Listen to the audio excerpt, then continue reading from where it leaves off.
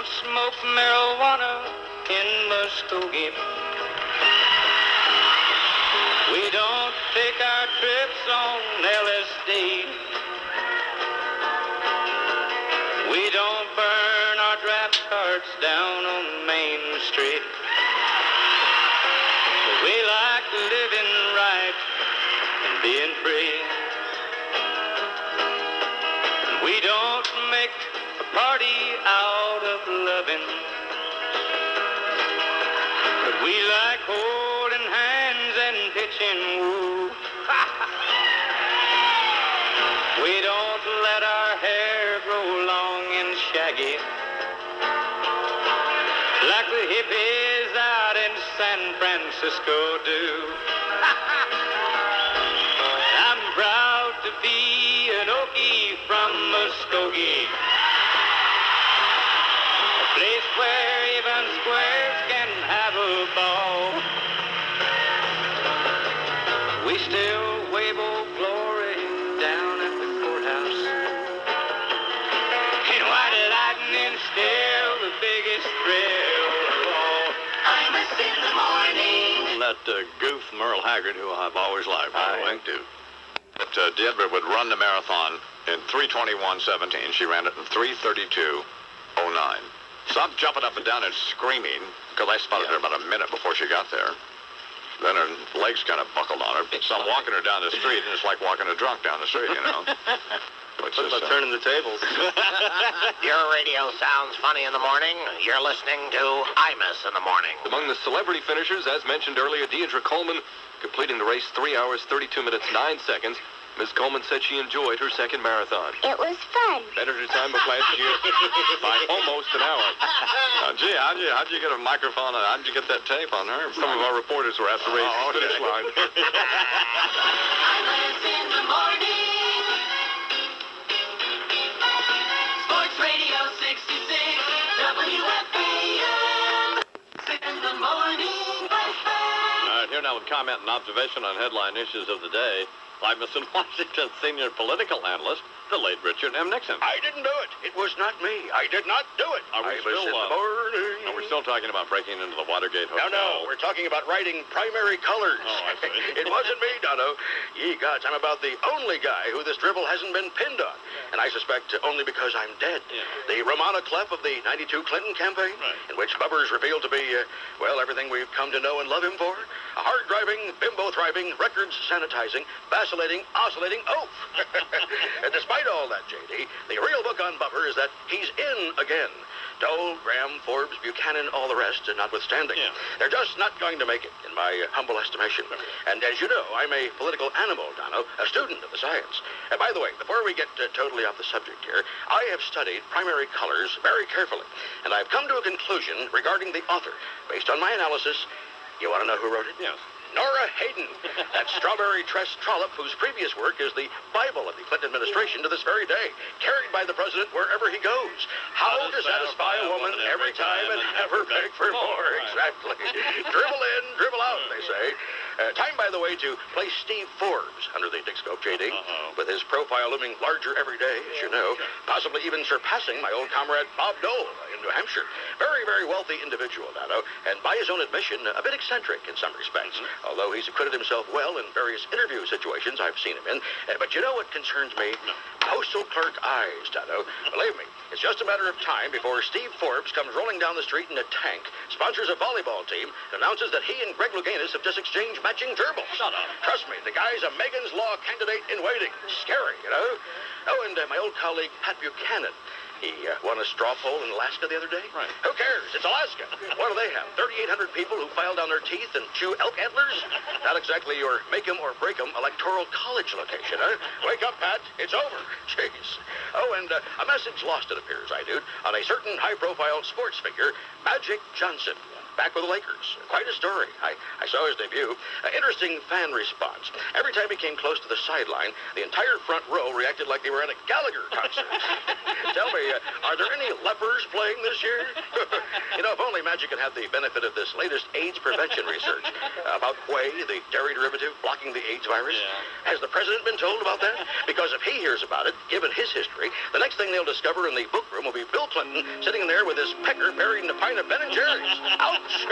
A brief, no-holds-barred look through the Dixscope, my man. A Dick's Fix by Dick Nixon, of course, himself a dead former president of the United States. When you feel alone, no one can see me. Need a friend, pick up the telephone. That's good, because I look stupid. And call on Brother Fred. 1-800 He'll put you on hold. 272-1957.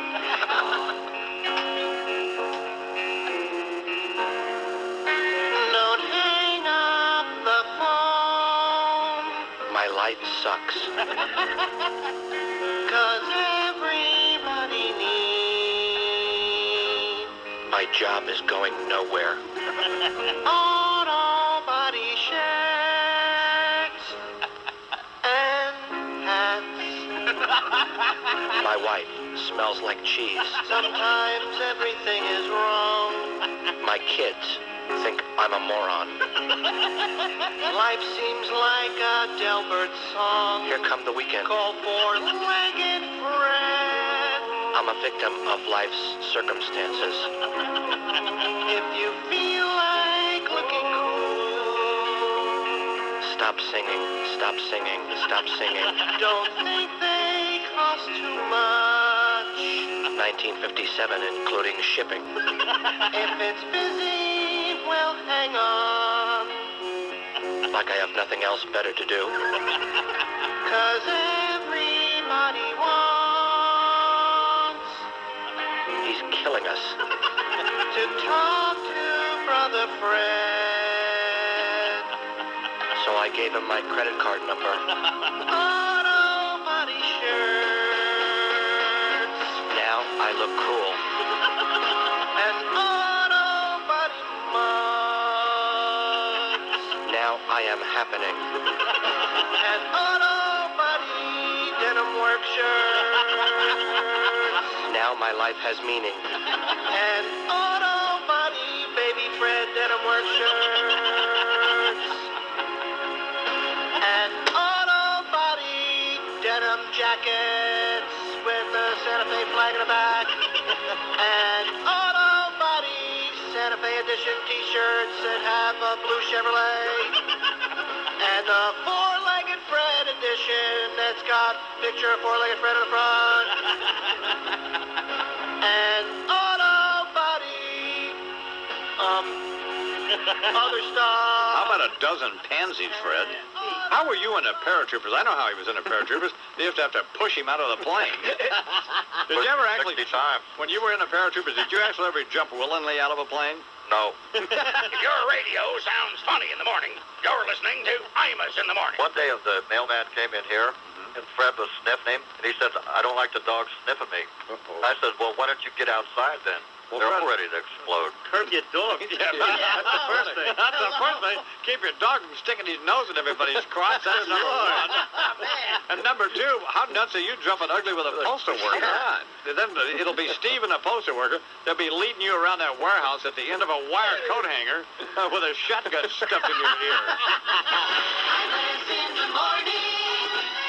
My headache medicine just didn't seem to be...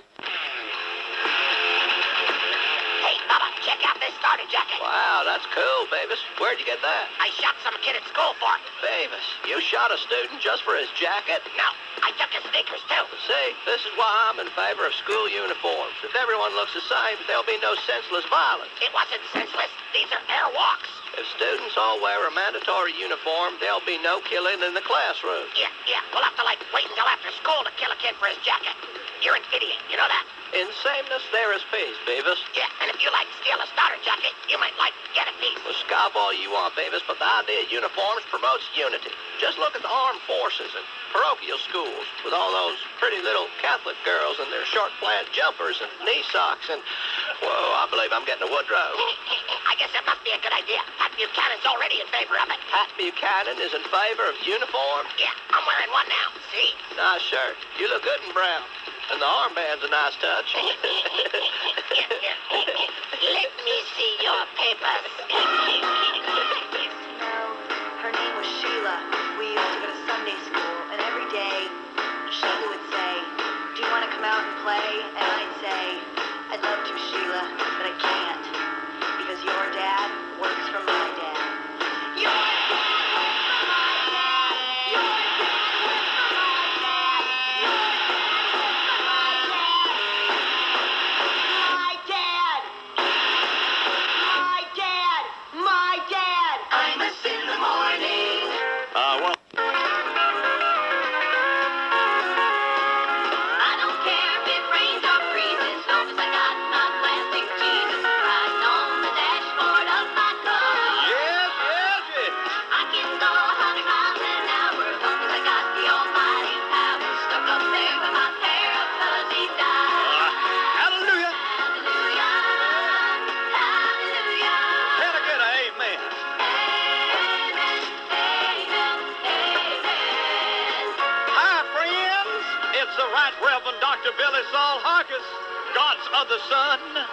Rejoining these airways after a lengthy and inexplicable absence, largely because of the marketing potential inherent in national syndication, but that's not why I'm here today, praise Jesus. No, as I've explained and now reiterate, I'm deeply pained by what's going on in our nation. Ugliness, abdication of moral principle, pandering to paganism beneath the pillars of power. For being asked to follow a sinning psychopath who apparently believes he's some kind of irresistible amalgam of Aristotle, Coleman Hawkins, and Johnny Watt. Well, I'll tell you what I am. I am an avenging angel, friends, putting the Jesus back in Christ and reminding a bunch of agnostic, atheistic eggheads that God's last name ain't damaged. A new dawn approaches, dearly beloved, just 2 months off. Voters are angry. Voters are sick of being jerked around. Do they know what they want? Well, no, but it doesn't make any difference. Because it's time to dream old Bill Sapphire's suddenly not so impossible dream 7 more in 94. It's time to take our country out of the pasty soft hands of the screaming hyper-liberals and put it back in the hands of the party of God, dog. Yes, the party of the soul, led by Bob Dole. Is there an amen in the room?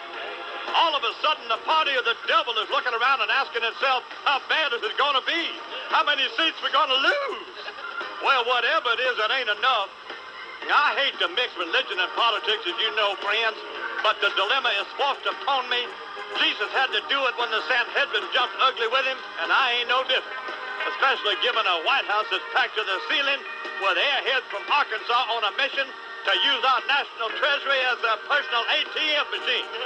Yes, it may be the economy stupid, but I remind you, it's my money, moron. That's why I'm going to be offering a number of my own solutions to the daunting problems of the day, and the most daunting, health care. Well, friend, what's wrong with appealing to the ultimate authority? What's wrong with putting on the full cloak and armor of God against the ravages of infirmity and disease? In fact, that's exactly what I'm prepared to make available to you today, friends. Truly universal coverage, amen. Just because you're back on the right path don't mean you can't step on a busted beer bottle. Now, that's why I've begun a program of modest health care reform that won't break your back if you break your neck. The doctor's double HMO, or Hargis' healing medical opportunity. Answering every health care with the power of prayer, praise Jesus. I don't care what's got you down. Michael Jackson knows a two-shot of hose, something making you red to the dog won't fetch, anything. Release as close as a call to Hargis' double HMO. Our medical technicians are standing by right now, ready to send you a double HMO pocket policy card, good for 5 diseases entirely of your choice.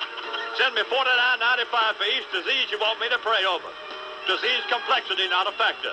You may never be turned down for coverage. completely portable when you switch jobs. And as a matter of fact, the only pre-existing condition that matters to us at all is that your checking account is solvent. Yes, sir, as long as we're square on that, you cannot be denied the healing power of prayer for any reason. And that's a Hargis double HMO guarantee. So ignore Dick Gephardt and George Mitchell squealing. For $50 in faith, you got a Dr. Hargis here. Can I get an amen on that?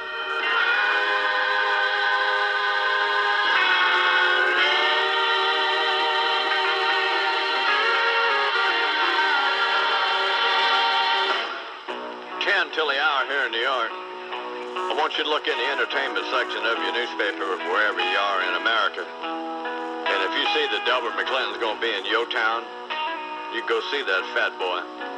Adam Ryan is here from CBS Sports because, You know, you'd be a perfect candidate for a weave. No, I don't do that either. why? I'm vain, not that vain. How about OJ's black hat? Yeah, you'd look great in a knit hat. It's 23 after the hour. Doberman around your neck. And I... If your radio sounds funny in the morning, you're listening to Imus in the Morning. Now reporting another mystery person in the Simpson case. It says, change and some melting ice cream found in Nicole Brown Simpson's garage indicate the lover she was getting together with the night she was murdered may have fled to the garage to escape being attacked. So it would be somebody who didn't want to get involved in any kind of combat. Who would? Look, there's a guy with a butcher knife. Let's go see what he's doing. Yeah, that's me. A black guy with a knife. You got to fight him. Yeah, there's a guy with a wetsuit and a knife out there. Let's go see what he's doing. Imus in the morning. Sports Radio 66, WFAN. Didn't you think it was an emotional moment when Robin McNeil, when they wrapped it up there? I was not reduced to racking sobs. Nor was I. What were you? You were weeping. You did. I was weeping. I was not weeping. I just said I welled up a little bit there. Absolutely. Well, Not the iPad. Robert McNeil and Jim Lair are on C-SPAN this morning, and somebody from C-SPAN just called and wanted me to call in, but I don't know how we do that. Well, you probably couldn't anyway. You know, Yeah, you'd be sobbing on the phone. voice breaking and everything. At least I'm man enough to admit that. If your radio sounds funny in the morning, you're listening to Imus in the Morning. Well, it's going to be the news hour now with Jim Lair. It'll be fine. You'll just shoot yourself when he retires, Imus in the morning. Sports Radio 66, WFAN. All right, I want you to call one.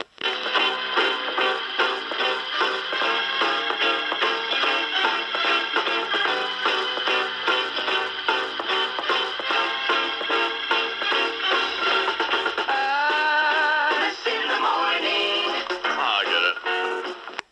Shot. Well, he went quietly. We will too. Russo is next, thanks to Minko and Mr. Hayes. We'll be back next Sports week. Radio 66, the fan, WFAN. Now from the NBC Nightly News, Tom Brokaw. Good morning, Mr. Brokaw. Good morning, how are you? I'm fine. How are you? Do you know any of the political pundits, including all those that you talk to on a regular basis, who predicted that in the last week of February, Pat Buchanan would be the front runner, that Bill Graham would be out of the race, Bob Dole firing his staff, Steve Forbes would still be alive, and that Lamar Alexander would be going around playing the piano with a tin cup in the South trying to raise some money? I mean, we've got the only business that can give Fred and his sports hawk some credibility. That's If your radio sounds funny in the morning, you're listening to Imus in the Morning. Knicks coach Don Nelson says his club was underhanded.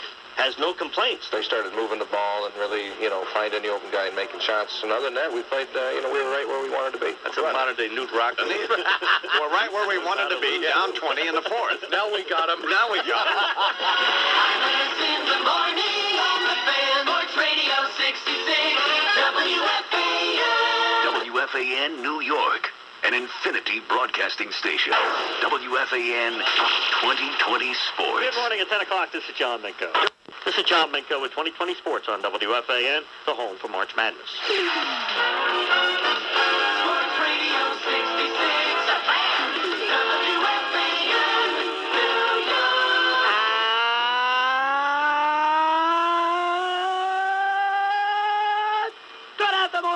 Good morning, everybody. How are you today? Hey, almost said good afternoon. Nice to have you with us on a Saturday morning here in New York City on the Fan at 718-937-6666, the 9th day of March, 1996. Stevie Cohen, Mike Hayes across the way. We got a lot to do today. We'll have a lot of fun. NCAA tournament. We'll even do a little baseball with Bronya and Pat Kelly. Lots of things cooking in the world of sports. Media Watch, a self-serving, malicious, gratuitous, groundless splattering of some completely undeserving corner of America's media by the Dean of Broadcast Journalists, Walter Cronkite. Thank you and good evening. Jim Lehrer is a murderer. A shocking statement? Yes, it is. How could this old, weather-worn wayfarer of the nation's airwaves make such an assertion? Yeah. Simple, really. Have you seen Robert McNeil lately? No, you haven't. Nor has anybody else. Why? His old colleague, or so he thought, of so many, many years, Jim Lehrer, pushed him off the plank.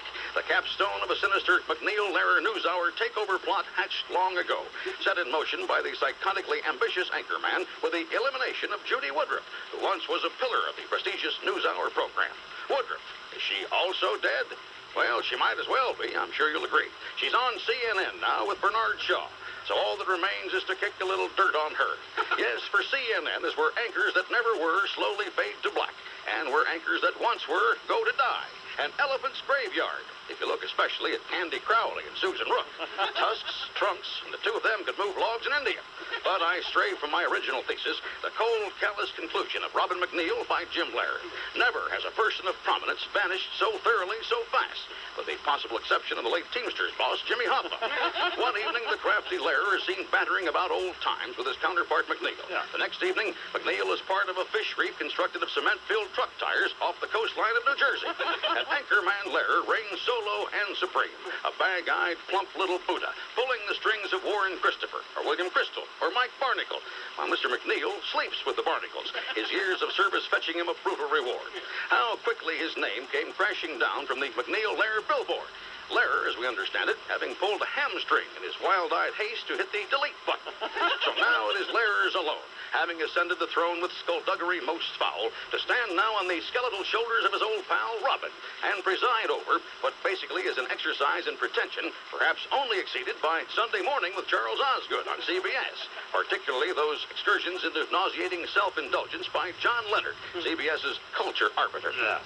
Or the most odious example, the fat, hayseed child of the corn who stands in a Nebraska manure pile, gazing pensively toward the horizon as a prairie wind makes his triple chin flap. Charles Carroll, he's not.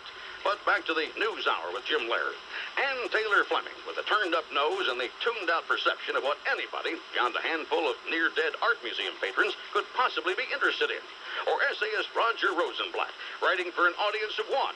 That is, assuming he can see himself on a monitor.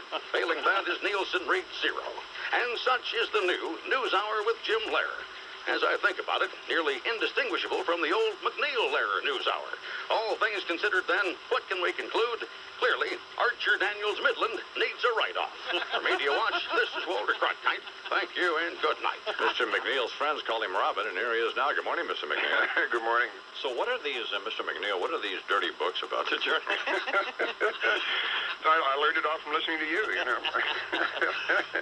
I mean, I've been listening to you from the days when you used to, this time of the morning, you'd phone up strange women, get them on the phone in their bedrooms and ask them what they were wearing. Do you remember that? Yeah, vaguely. You don't do that anymore? Well, not on the air, no. Your radio sounds funny in the morning. You're listening to Imus in the morning. Incidentally, Lara the other night at a party, he was talking about my going, and he said, now I know how Abbott felt when Costello left. I know how Brinkley felt when Huntley left, and then he paused and he said, and I know how Dan felt when Connie left.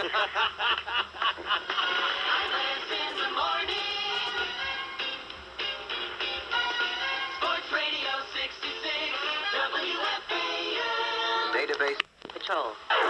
Imus in the morning, 2020 sports. There's the buzzer. Knicks blow out the Bulls in New York. Final score from Madison Square Garden. The Knicks 104. The Bulls 72. Yeehaw! Good morning, Mike Green with sports. Good morning, everyone. Here we go. You idiot, Bernard. America's team is back. The New York Knicks with one of the great performances in the history of the NBA. That's great. A 32-point blowout of the big, bad Chicago Bulls. Great. Dirty playing J.R. Reed, that Scumballs team won. Bulls Oh, coach. it feels so good. Oh, shut up. Bulls Shut coach. up, Bernard, you ball-headed geek. And you're the one that got me to root for the Bulls, you They moron. lost against the Clippers and the 76ers, for crying out They loud. beat the Bulls by 32 points. 32. Please shut up. 32. Bulls coach Phil Jackson didn't have a lot to say afterwards. We just kind of fizzled. Other than that, and no comment. No, I don't suppose you do, Philomena. Here comes the ring now, huh, Mikey? There was the first victory for new head coach Jeff Van Gundy, one of the bright young minds in the game today. A little butt kisser is what he is. That's why he got the job. Please be quiet, Bernard. Bull-headed idiot. He's 34. He looks like he's 54. You calling him a bald-headed idiot, huh? Yeah, you're calling him a bald-headed. That's right. I wouldn't go there if I were you. It's ugly. Please continue, Mark. You know the games involving teams that fear the Knicks? Orlando beat Phoenix 122. Goes out to Sam Donaldson. Kinky Freeman on the road with Bob Dylan. Happy birthday, Sam. We don't have no lovings in El Paso. We don't go to porno picture shows. We don't swap our wives with our neighbors. And we keep our kids away from Mexico. And I'm proud to be an asshole from El Paso. Place where sweet young virgins are deflowered. You walk down the street knee deep in tacos. And the wetbacks still get 20 cents an hour. We don't wipe our asses on Old Glory. God and Lone Star beer are things we trust. We keep our women virgins till they're married. So hoes and sheep is good enough for us. And I'm proud to be an asshole from El Paso. Place where sweet young virgins are deflowered.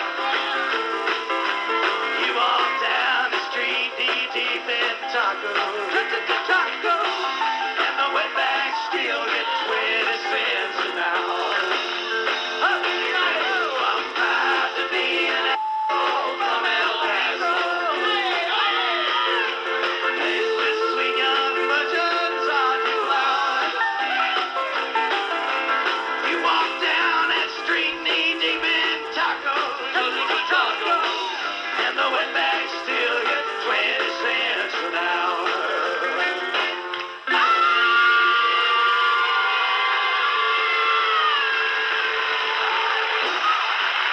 My mother eats things she finds dead on the road. Best actor. We have Daniel Day-Lewis. Who should win, but won't. He should win. He should. He's the best. Okay. How about Lawrence Fishburne and What's Love Got Tina Turner thing? No way. No. Nobody wants to reward anybody associated with Ike Turner. If your radio sounds funny in the morning, you're listening to Imus in the Morning. The show to be hosted by Whoopi Goldberg, who says she, for one, is rooting for Mr. Spielberg. The greatest. You know, I'm eternally, forever in my career grateful to him. Grateful like you can't even understand. He's the greatest. This is going to be an electrifying evening. Yes, She's it is. already pumped. You can hear it. I mean, and she's so incredibly articulate. That's the, it's going to be, it's like you can't even understand. Exactly. That's exactly right. I can't. Tell me what I'm supposed to understand. I can't understand it. I can't understand it. Imus in the morning. Sports Radio 66, WFAN. Imus in the morning. All right, here now on the Imus in the Morning program, my fat friend Rush Limbaugh. Good morning, Rush. I love a good public flogging, don't you? Well. Yes, my friends, the wheel of morality has spun, and Michael Fay has bought a vowel. Actually, he bought 4 of them. Oh! And from now on, I venture to say he will heed the writing on the wall and think twice before he starts writing on the car. Well, interesting interview in Time magazine with Singaporean Senior Minister Lee Kuan Yew, where he delineates a salient point. In his country, you don't find any wives slicing off their husband's little yellow fleshy members. Well, no. There is no 3 strikes and you're out in Singapore. Over there, it's 1 strike and you're out. And then a doctor revives you, and they strike you another time. And they keep striking you until you swear you won't ever even jaywalk again. Diddle-it, diddle-it, diddle-it, diddle-it. Time for another bimbo eruption update. Here, a page from Bubba's How to Pick Up Babes manual. The Clinton ideology has always been based upon the Hillary-induced feminazi position that men just don't get it. No. Well, turns out he was getting it pretty frequently, enlisting state troopers to act as delivery boys for an escort service. Well, I know he's had a hard time lately between those allegations and Whitewater, but now here comes the latest scandal. Forget about White Watergate. It's White Woman-gate. Well. Just as the dust finally clears surrounding the controversy of the Clinton investment portfolio, out of the media circus comes a young, nubile chippy to lay a pubic hair on the presidential Coke can. What do you think all his whining feminazi cronies are going to do with this particular peccadillo? Apparently, not only does he believe in empowering women, he believes in overpowering women. Fine. What an interesting picture this calls to mind. A slightly inebriated governor standing in a darkened room, the famous jockey shorts around his ankles, imploring young Paula Jones to smoke this. And I hope you're the type who inhales. I told you, folks, but you wouldn't listen, but I was right. And now it is I dropping trow, inviting the chief executive to me. Right. I only wish he'd committed this breach of etiquette in Singapore. The famous jockey shorts would have been pulled down around his ankles only to facilitate a rattan ass-whipping. And considering the size of the gluteus maximus in question, the little yellow disciplinarians would be forced to find a much bigger stick. More after this. All right, here now, the Imus Morning program, the Fat Cootie, Rush Limbaugh, and the Blow This, with an ode to Al Franken. You and me, we don't see eye to eye. It seems that I'm your favorite thing to vilify. Now I won't grumble, and I won't whine. But if your name fits your face, you'd be Al Frankenstein.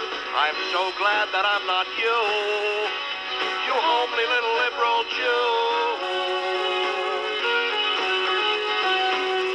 You write a book called Me a Big Fat Idiot. About how I look, you say things that are hideous. I may be a meanie and without tact, but you wear a beanie and you have hair on your back. I'm so glad that I'm not you, you homely little liberal Jew. Plastic surgery's overdue, you homely little liberal Jew.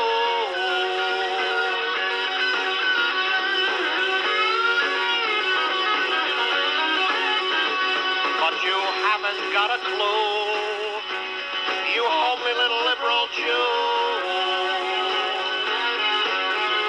I'd expect to hear you moo, you homely little liberal Jew. You think you're clever, taking shots at me, but you've got no recourse while I own the EIB. So let's just call this song my quid pro quo. Hear my response coming out of every radio. You're not good enough and smart enough, it's true. Doggone it, nobody likes you. But you haven't got a clue, you homely little liberal Jew. Hey, Al Franken, you homely little liberal Jew. You homely little liberal Jew. The priest and rabbi, the God Squad, they're coming in. Yeah? We'll find out about their new gig at Good Morning America and when Father Tom plans to start contributing. What a schmuck. Sometimes he's a little light on the yucks, you know. Brings in the substance of the spirituality of the... Well, Thank you, Bernard. Fine. Okay, so he'll be here. That's some yucklebuck with a beanie on his head. If your radio sounds funny in the morning, you're listening to Imus in the morning. How are you, Monsignor? Great. Liesl's not here yet, so. God, you saw maybe the future pope right there. Have you put on weight? Where's the rabbi? Not going through the coffee machine there. Checking the payphones. See if there's any extra change in the box. Going through the sofa in the lobby looking for change.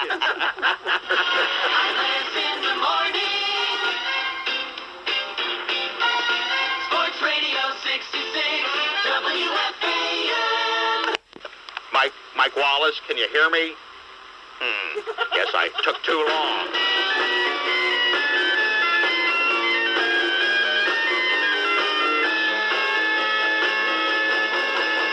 Imus in the morning. Senior political analyst, the late Richard M. Nixon. Yes, and thank you very much as always. Imus in the morning. I am deeply concerned about this travail you're being subjected to at the moment, Dono. The 60 Minutes thing. Right. Believe me, I know how these people from CBS operate. So here's what you do, and take this from someone who's had considerable experience in these realms. Right. When Mike Wallace tries to pin you, stonewall him. Don't give the bastards anything. Now, here's your stock answer. I can't recall at this point in time. Get out before I call a lawyer. And for God's sake, Dono, if there are any tapes around, burn them. Well, he's already interviewed me. Oh, he has? Yeah. Well, it's been nice knowing you. Okay. Fall back position then. Do what I should have done. And that was... Leave the country. Pull a Clinton. Get a lit of marijuana and go to England. Oh, and speaking of Mr. Clinton, by the way, is there any way that you can get him to keep his mitts off of foreign affairs? God, he's got Fidel thumbing his nose at him in Cuba, got us up to our fannies in Bosnia. Towelheads are blowing up half of Israel ever since he arranged that peace between Rabin and Arafat. Rabin's dead. The IRA's got a contract out on the Queen of England since he settled things in Northern Ireland. And now he's managed to torque off China because he's got his big fat ass in the middle of the streets of Taiwan with our 7th Fleet. Just get out. God, after all the work I did back there in 72, or whatever the hell it was, getting that horde of rice-sucking, pet-eating malcontents to play a lousy game of ping-pong with us. And besides, wake up. Look at the numbers, dude. They've got 2,200,000 men under arms, and Taiwan's got 290,000. Who are you going to go with? Good point. Of course. You read the situation just as you do these political races, J.D. You go with the guy who's ahead. In this case, it's Mai Tai Dung or whoever there in Beijing. Back a winner. No way, Taipei. Get out of here with that. Well, look, I've wasted all my time here and haven't really covered a darn thing. One quick closing aside, if I may. Poetic justice, F. Lee Bailey's in the slammer, and Mark Furman's kicked back on a lake in Idaho, and the juice is teeing up at Pebble Beach. Next thing you know, you'll be telling me that Jack Kemp has endorsed Steve Forbes. Yeah, he has. You hear that spinning sound, J.D.? That's Dick Nixon beneath his freaking headstone, trying to keep one eye on the Dick scope and having a hell of a problem as a deceased former president of the United States. America's team is back. The New York Knicks with one of the great performances in the history of the NBA. That's great. A 32-point blowout of the big, bad Chicago Bulls. In other games involving teams that fear the Knicks, Orlando beat Phoenix 122-106. Magic coach Brian Hill proud of their NBA record 39th consecutive home win. Mason in the right corner, 15-footer. He puts it in. And the Knicks go up by 20. I'm sorry, I must have given Lou the wrong tape there. If your radio sounds funny in the morning, you're listening to Imus in the morning. Kings coach Gary St. Jean said that was a wild one. Ewing looks, drives, down the lane, goes underneath, scoop layup, no good. Rebound Davis and the buzzer sounds, and the Knicks season is over. They lose game 7 at home. Sorry, Mike. I think we had the wrong cut. Hey, Lou, I want you to watch up from now on. Imus in the morning. Sports Radio 66, WFAN. Databases. Fan Highway Patrol. Baby, you gotta love it. Imus in the morning. 2020 Sports. It'd be as simple a situation as really I was the wrong guy for the job. Fired Knicks coach Don Nelson speaks out. Good morning. Mike Breen with sports. He was fired last Friday, and yesterday he took much of the blame for his dismissal. But the veteran NBA coach said he loved the Big Apple. There isn't anything I didn't like about New York except the team. Nelson was classy in his meeting with the media. Makes two of us. Taking the high road, he will certainly be missed. Says he wants to continue his career down the road somewhere. Here's the thing. Well, you're the Nick radio. You're the radio voice of the Nick. Why didn't you know this? I don't look for turmoil. You know what? Look for turmoil. I got to sound like me trying to read a commercial. It's not that bad. Well, almost. Well, I mean, but we would count on you to have a leg up on this stuff. Leg up? or something. I beg your pardon? Back in the old days when I was an intern? That'll be fine. Just continue. NBA last night, our Sacramento Kings beat the Vancouver Grizzlies 92-88 at Arco Arena. In the I'm into the morning program, Rush Limbaugh, and it's still rockin' dole for me. What's the matter with your President Clinton? Can't you tell that he feels your pain? Go ahead and buy the Democratic ticket if you want to ride a runaway train. Bill and Hillary, they ain't doing what they oughta.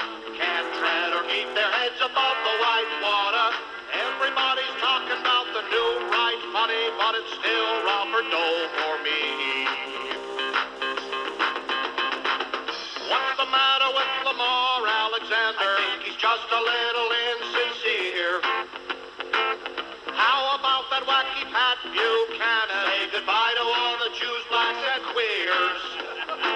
Steve Forbes is only out to prove to you, honey, you can buy the nomination if you got a lot of money. Everybody's talking about the old guard funny, but it's still Robert Dole for me. It doesn't matter what they say in the papers, you can still count on the GOP.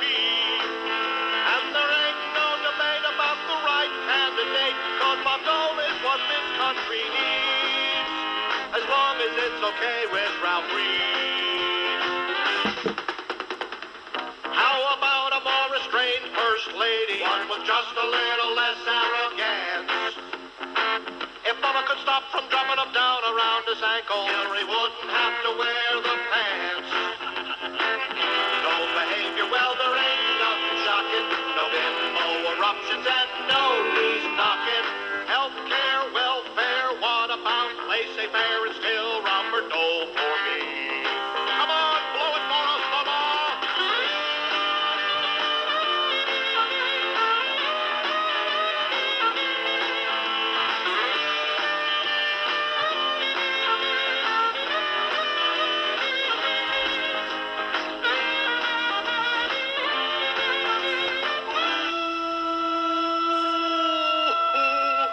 What if he don't get the party nomination?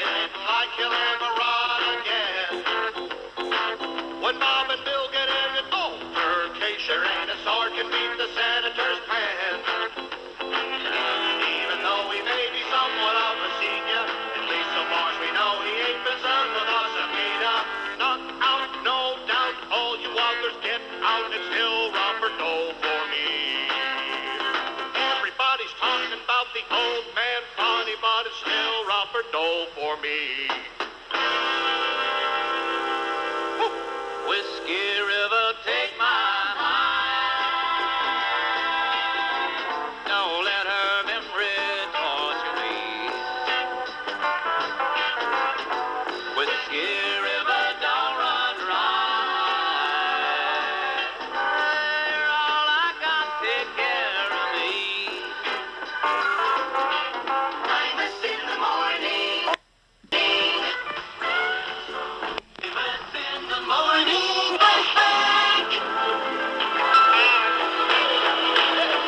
Long distance information, give me WREC, the latest radio station to say screw integrity. Heard about the I-Man and they gave the schmuck a call. Found his name and number written on the men's room stall. Hey, you like that one, son? No. King of rock and roll here, Hoss. So you're in Memphis now, huh? Ruining another radio station? They know what they're getting into? 4 hours every day of actionable program content that even Bernie Nussbaum couldn't cover. Now, only one thing WREC's got going for it, as far as I can see, the fact that they're in Memphis and hate Graceland and hate me and hate Elvis Week. Because so do I. Damn. 25,000 losers who must have got shut out of Branson, hanging off the fence at Graceland like some militia guy had been there and blown up a tanker truck full of yellow fat. I mean, the king himself is sick of it, Imus. I've been nothing but toadstool food for 18 years, so why don't they just leave me the hell alone? I wrote a little song about it. Y'all gotta help me, okay? Just repeat after me. Here we go. Dead, dead, dead. That's what I am. I ain't working at war.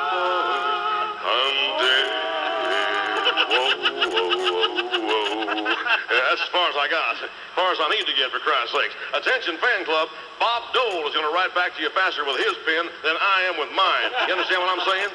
So y'all just go on back to the double wide, fight your way through all them Hummel figurines and QVC zirconia crap, and suck your refrigerators. Jesus. Hey, Hoss, got a new hero, don't we? Well. This here Congressman Mel Reynolds doing the Tangerine Nasty with Beverly Hurd, young lady half his age.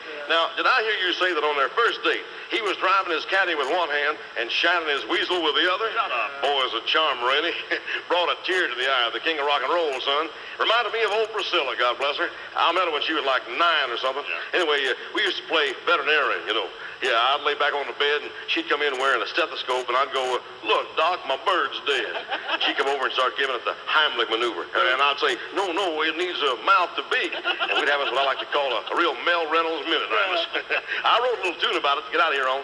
Help me out again, same way.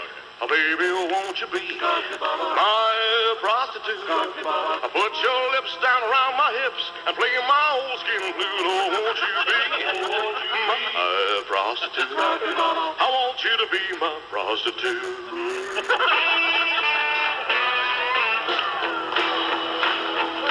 Long distance information, give me Memphis, Tennessee. Help me find a party that tried to get in touch with me. She could not leave a number, but I know a place to call. Cause my uncle took the message and he wrote it on the wall. Imus in the morning. My old Mark and Rush Limbaugh. Good morning, Rush. My friends, it is I, the man who put the con in conservative, the bomb in bombast, and the dick in dictatorial control, Rush Limbaugh, with another in my series of unmitigated truths. I am not your average, everyday demagogue who spews forth his rhetoric while his head remains firmly planted in the sand. I know what's happening, what's going on. I'm the EKG for the heartbeat of America. By the way, this edition of the program brought to you by Bloodsport, the new kickboxing film starring Jimmy Stewart. In the race to amass delegates, the imminence of Uncle Pat Buchanan becoming a third-party spoiler appears inevitable. Actually, uncle is probably not the correct word here. Anti-Pat would seem to be more apropos, as the lion's share of his platform is based upon the opposition of just about everything. Anti-free trade, anti-immigration, anti-abortion, anti-Semitism. All this negativity does nothing but obfuscate the true campaign platform of the Conservative Party, anti-Clinton. Not that I disagree with the fundamental concepts Mr. Buchanan espouses. I must admit the anti-immigration and anti-free trade policies he supports do address the ironies extant in both the NAFTA agreement and the peso bailout. I, too, find myself wondering why, after we've done so much to improve the quality of life for Mexicans, they still insist on climbing over the fence as if this country was a World Cup playoff stadium. Have you seen Texas lately? Looks like festival seating at a Selena concert. That's why I'm not entirely against Buchanan's proposed 5-year moratorium on embracing the huddled masses. It will give us time to assimilate all the vowelless cab drivers, gold-toothed landscapers, and curry-scented big-go pilots who are already here. Now, much has been made of Buchanan's anti-Semitism, focusing upon the negative aspects of that hot-button topic, rather than viewing it as a unifying notion, a powerful weapon in the war against racism. What is the one idea upon which we can all reach an assent? It's that everyone hates the Jews. Why, it could actually work to the benefit of the anti-immigration movement. Forget the border police. Place a patrol of Hebrew litigators along the refried bean curtain, and then see how many taco vendors decide to hop the river. Cuidado por los abogados judíos. Finally, anti-abortion. An easy issue to get behind, especially in the case of rape and incest. After all, if we make it legal to terminate a pregnancy created by the sexual union of blood relatives, we will not only depopulate an entire region of the United States, we will significantly reduce the membership in rush rooms all across the country. This land's not your land, this land is my land, 'cause you weren't born a true blue American. I'm an ethnic purist who protects his borders. This land belongs to only me. This land is my land. It isn't your land. It's not Jamaica, Haiti, or Pakistan. I suggest you all go home to your motherland. 'cause this land belongs to only me. As I was walking down by unemployment, heard towel heads talking of overthrowing our government.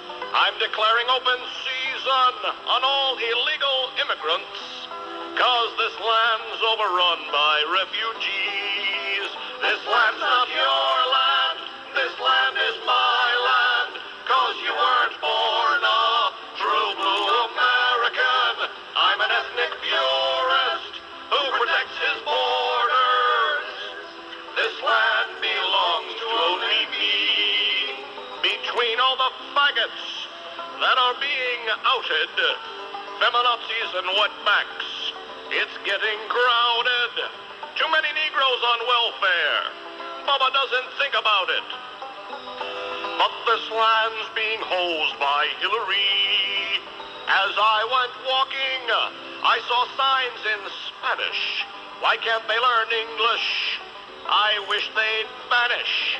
They can take the Jews with them, and a few thousand Amish, till this land is free of minorities. This land's not your land, this land is my land, 'cause you weren't born a true blue American. I'm an ethnic purist who protects his borders. This land belongs to only me. There's been an invasion of the non-Caucasian, boatloads of Asian, and the black persuasion. Prevent the white man's erosion and save our nation. This land can thrive on bigotry. This land's not your land, this land is my land, 'cause you weren't born a true blue American. I'm an ethnic purist who protects his borders. This land belongs to only me.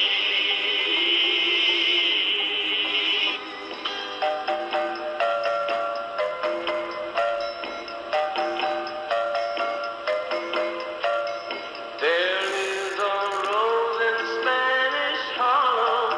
Imus in the morning. Imus in the morning.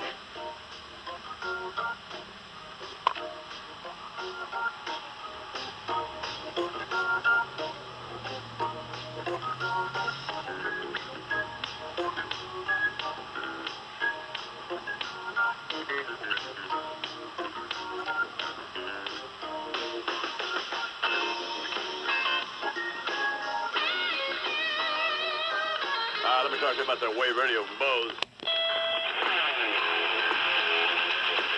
Hey, Beavis, check it out. I just got the new Joan Osborne album. What are you doing with a Joan Osborne album? Chelsea's been trying to update me on the home music scene today.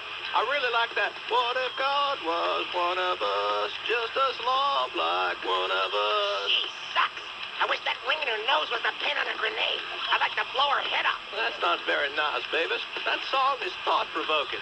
It forces us to re-examine our views about God and religion and each other. That song is vomit-provoking. It forces me to re-examine what I ate for lunch. Well, I'm all in favor of music that makes us think. She's got to be nuts to sing a song like that. Calling God a slob is like shooting at the Pope. It's an express elevator to hell. Well, I don't think she's going to hell, Beavis. But that Alanis Morissette, that's a different story. Yeah, she sucks too. I got one hand in my pocket and the other one picking a booger. No, I mean, she's a bad girl. Using the F word in her songs like that, she's a naughty little thing. She needs to be spanked. And I'm just the guy to do it to her. I like the part where she talks about going down on some dude in the theater. How come stuff like that never happens to me? Well, I guess because you don't go to the movies with Phil Graham. She scares me. Her boyfriend, breaks up with her and, she wigs out and stalks him and writes a song about it. Well, I guess it's better than breaking up with her, having her stalk you, and then writing a book about it or filing legal action. Yeah. Why would any guy, want to go out with a psychopath? Yeah.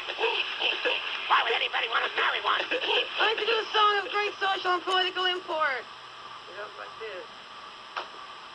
Oh, Lord, won't you buy me a Mercedes-Benz? My friends all drive Porsches. I must make amends. Worked hard all my life time, no help from my friends. So, oh Lord, won't you buy me a Mercedes-Benz?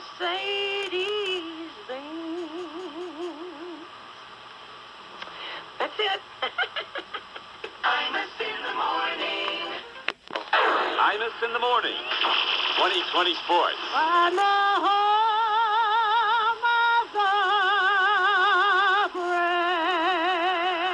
Controversy in the NBA. Good morning. Mike Breen with sports. Susan Waldman with the wonderful singing. And that song is the problem this morning for Denver guard Mahmoud Abdul-Rauf, who's been suspended indefinitely by the NBA for his refusal to stand for the anthem before games. It's a league rule, but it goes against Abdul-Rauf's Islamic beliefs, saying the flag represents suppression. I look at the Caucasian American, I look at the African American being oppressed in this country. So, and I don't stand for that. And Abdul-Rauf says his religion is more important than basketball, and he'll give it up if he has to. Well, that's fine then. Go back to one of those really libertarian Muslim countries where they stone you to death for jaywalking. One of those fun African countries where they pile up dead bodies when they're not feasting on monkey carcass. That'll be fine, Bernard. Go ahead, get out. Just shut up. As for I don't think we need to know what else they do, Lou. I'll ask him later. Don't encourage him, please. jerk. As for reaction from his teammates, here's Denver center Dikembe Mutombo. To see the man being suspended after 70 games, 60 games, plus the preseason, they should have known that the Malcolm would haven't participated in that. It's like the man being coming in your house and being sleeping in your with your wife and you don't know. Funny we'd go there, Dikembe. Well, if he doesn't want to stand up and he's willing to like his career in, well, then that's it. Fine. Sit down. He wants to play, stand up. I mean, it's hard to argue with that. Sure. Let's hear more from Shecky Mutombo. Nuggets beat the Magic last night in Denver. So, this convention, to remind ourselves where we come from, and to claim the future for ourselves and for our children. Today, our great Democratic Party, which has saved this nation from depression, from fascism, from racism, from corruption, is called upon to do it again. I see my light come shining from the west down to the east. Any day now, I shall be released. Imus in the morning. Program, my fat friend, Rush Limbaugh. Good morning, Rush. My friends, it is I, the man who put the con and conservative. Liberals are just like commies, you can't tell them apart. Think they're so progressive when they're all just big bleeding hearts. Tax the hard workers to give money to parasites that they never have to repay. Tell illegal aliens it's quite all right to be on welfare from cradle to grave. Mamas, don't let your babies grow up to be liberals. Don't let them start programs for social reform. Be narrow-minded to those who don't conform. Mamas, don't let your babies grow up to be liberals. Cause economy crunches with all their free lunches. They're giving the country away. Liberals like government handouts and hidden agendas. Like dropping trow in hotel rooms with girls of the night. They all feel guilty because they are so privileged and want to give it all up to the hopelessly needy. So if you don't want your young kids being left out, see that they stay to the right. Mamas, don't let your babies grow up to be liberals. They love homos and Negroes and Hebrews and such. They rob from the rich, think that we have too much. Mamas, don't let your babies grow up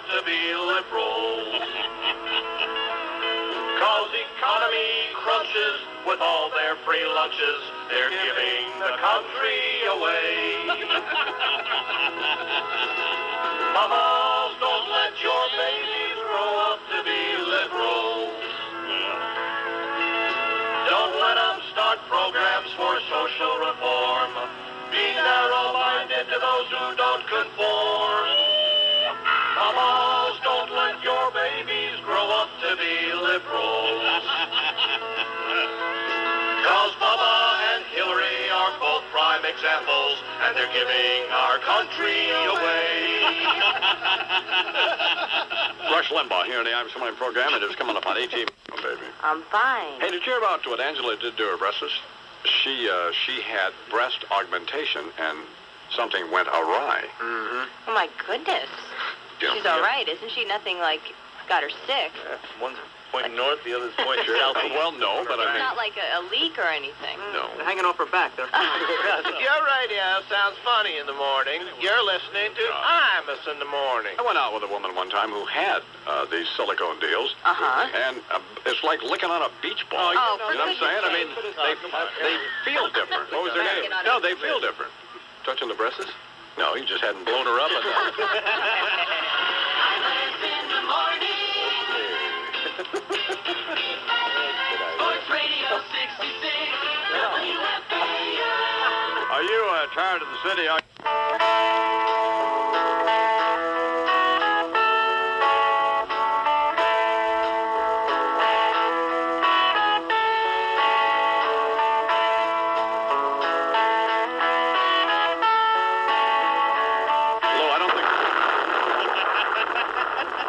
don't think we have time to play a 5-minute Joan Osborne record, do you?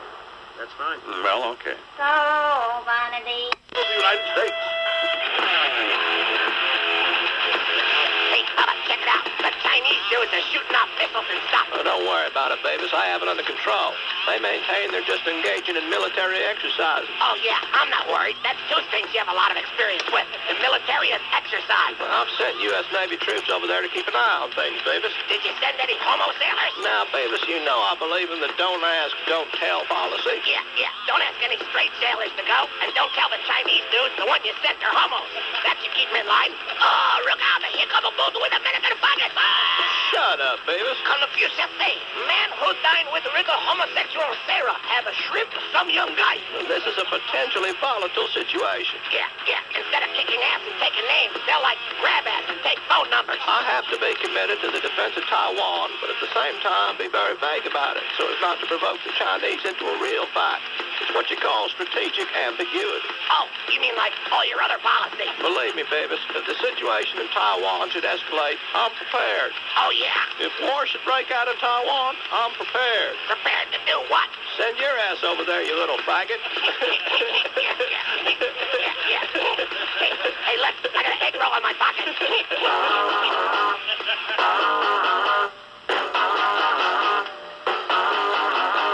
Imus in the morning. Hi, this is O.J. Simpson. Remember me? You know, it doesn't seem that long ago I was in the headlines every day. Everybody was talking about me. But now I can't even get arrested again. The hardest part about it all is that I'm the real victim in this case. I lost my wife, I lost my career, I lost the respect and admiration of a majority of the American people, not to mention a $200 pair of Italian loafers, 2 isotonic gloves, and a perfectly good knit cap. Since the trial, it hasn't been easy to make a living. I was unsuccessful in my previous attempts to cash in on America's voracious appetite for voyeuristic pleasure. My book and video, somehow they just didn't get it done. Then it hit me, just like Nicole used to do. Instead of trying to bring the scene of the crime to you, why not bring you to the scene of the crime? And so I am happy to announce O.J. Simpson's Scene of the Crime Resort, Theme Park, and Museum, where you can live a part of legal history. Walk around my house at Rockingham and actually feel what it must have been like to be me on the night of this horrible tragedy. Visit the Hall of DNA, where you can view bloody socks under a microscope and decide for yourself which one of those twisted little strands is mine and which comes from that Chinese guy who does my laundry. Check out those hairs they say they found in the carpet at Nicole's house. Can you honestly say they belong to me? They could be Clarence Thomas's for all you know. There are many attractions for you to experience. like the virtual courtroom. Feel what it's like to be me and sit next to a hologram of Johnny Cochran. Actually hear him whisper in your ear, "They ain't got nothing on you, brother." Feel the piercing stares of the audio animatronic Marsha Clark. Yes, your eyes aren't deceiving you. She is playing footsie under the table with that robotic Chris Darden. Like thrill rides? Try the Bronco Chase or Chicago Air Escape. Games of skill? Try your hand at the Whack-A-Wife. Or let Mark Furman call you racist names while you throw baseballs at him and attempt to dunk him into a tank filled with bogus blood samples. It's better than Disneyland. And then, after a fun-filled day the entire family can enjoy, retire to your tastefully appointed guest room right on the grounds. Have your personal assistant bring you a scrumptious drive-through hamburger dinner while you chip a bucket of balls at the all-night courtyard pitching bud. That's O.J. Simpson's Resort, Theme Park, and Museum. Call today for what for you.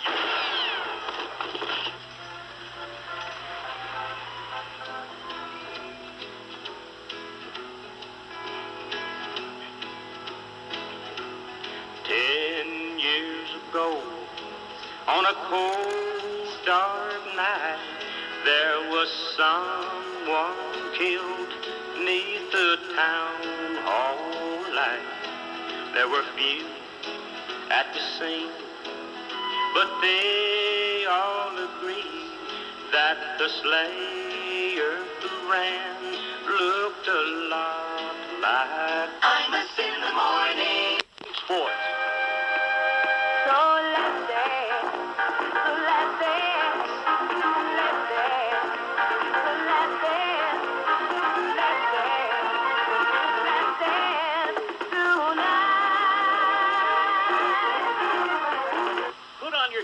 Shoes, everyone. It's time for the big one. Good morning. This is John Minko. You know what it's time to do? It's time to beat the hell out of you. That's what it's time to do. That's what it's time to do. Just take him outside. I'm going to take you outside and just beat the hell out of you. It's too early for that. Big one for you right here, buddy. 64 teams to start. 32 after Friday. 16 after Sunday. Happy birthday to you. Happy birthday, little red-headed jackerneck. Mouthy-looking little idiot. Be here to get a haircut. Happy birthday to you. Wrap this up, Michael. All right. Well, Bruno says he'll knock Tyson through the ropes into the... Hey, Bubba, check it out. The Chinese dudes are shooting off missiles and stuff. Oh, don't worry about it, babies. I have it under control. They maintain they're just engaging in military exercises. Oh, yeah, I'm not worried. That's two things you have a lot of experience with, the military and exercise. Well, I've sent U.S. Navy troops over there to keep an eye on things, Babies. Did you send any homo sailors? Now, Babies, you know I believe in the don't ask, don't tell policy. Yeah. Don't ask any straight sailors to go, and don't tell the Chinese dudes the one you sent are homos. That should keep them in line. Oh, look out, here come a bull with a American pocket. Shut up, Babies. Confuse me. Man who dined with regal homosexual Sarah have a shrimp some young guy. This is a potentially volatile situation. Yeah. Instead of kicking ass and taking names, they'll like grab ass and take phone numbers. I have to be committed to the defense of Taiwan, but at the same time be very vague about it so as not to provoke the Chinese into a real fight. It's what you call strategic ambiguity. Oh, you mean like all your other policies? Believe me, Babies, if the situation in Taiwan should escalate, I'm prepared. Oh, yeah? If war should break out in Taiwan, I'm prepared. Prepared to do what? Send your ass over there, you little faggot. Hey, look, I got an egg roll in my pocket. Mike Barnacle from the Boston Globe and Stanley Crouch. His new book, The All-American Skin Game, published by the folks at Random House, are both coming up. Oh, yeah, baby.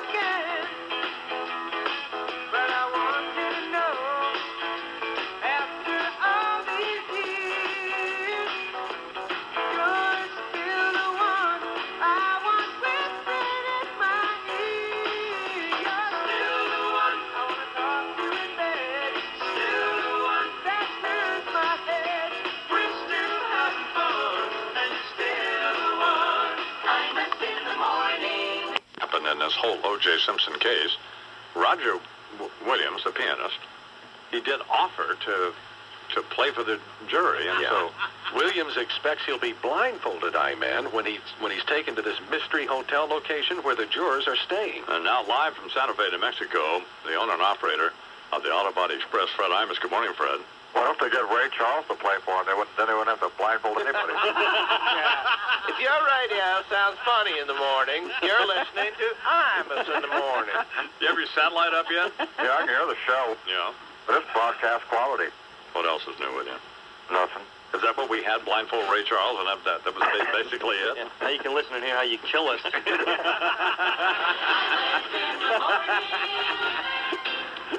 all right now. Sports Radio 66, WFAN. Beginning this week. Imus in the morning.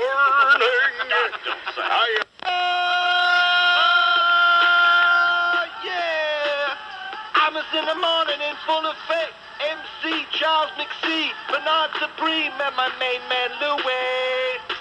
We kicking the flow, that goes a little something like this. Ah, man, back again. Radio icon, let's begin. Party on, party people, let me hear some noise. Imus in the house, jump, jump, rejoice. Boner over here, a boner over there. Stick your presses in the hand, shake your derriere. These three words when you're getting busy. Hope that is hit me.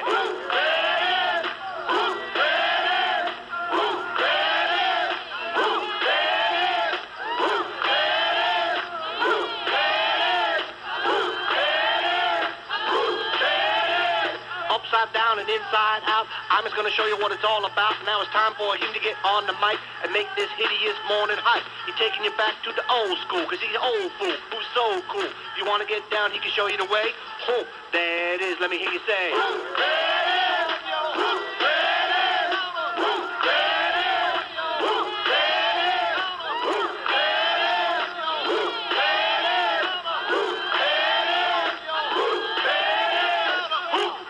Quinlan, Richard Nixon, Roger Clinton, Elvis, Walter Cronkite, David Brinkley, Mary Matlin, Kinky, Janet Reno, Fatso, Scotto, Ross Perot, and Delbert, Thistle Hawkins, Mr. Limbaugh, Reverend Hargis, Free. Point blank, he liked the rollies. NAB gave him 2 Marconis, check the mirror. Uh-oh, extra skin. Under his neck, better tuck it in. Slam dunk it, stick it, rip it and hide. That T-U-R-K-E-N-Y. Ooh, that's it. Come on, come on. Oh, there it is, Uncle Don.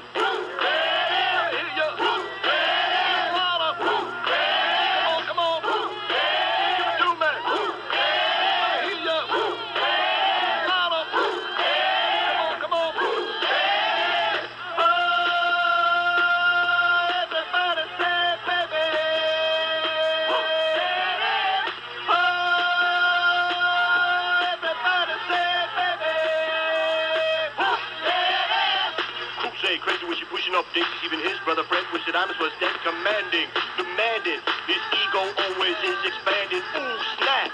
This the management. Our producer say, hey, Mr. President, you want to come on the air with Mr. Cool? Here's the shovel. Can you dig it, fool? We can dig it. Can you dig it? We can dig it. Can you dig it? We can dig it. Can you dig it? We can dig it. Can you dig it? We can dig it. Can you dig it? We can dig it. Can you dig it? We can dig it. Can you dig it? We can dig it. 800-272 is, 1957 for El Paso, T-shirt or a mug. Making them bucks every time he plugs. His skill blow ill on Capitol Hill. That's the thrill of the microphone he just killed. Party people with a party on the radio. Hope that is, thought you'd like to know. Come on, yo.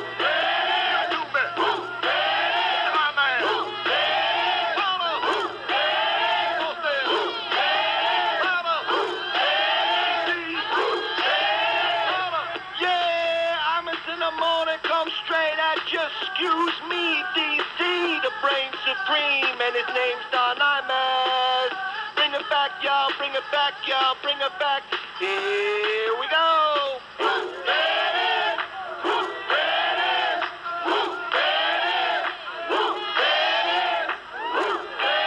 Look who's here, Chuck.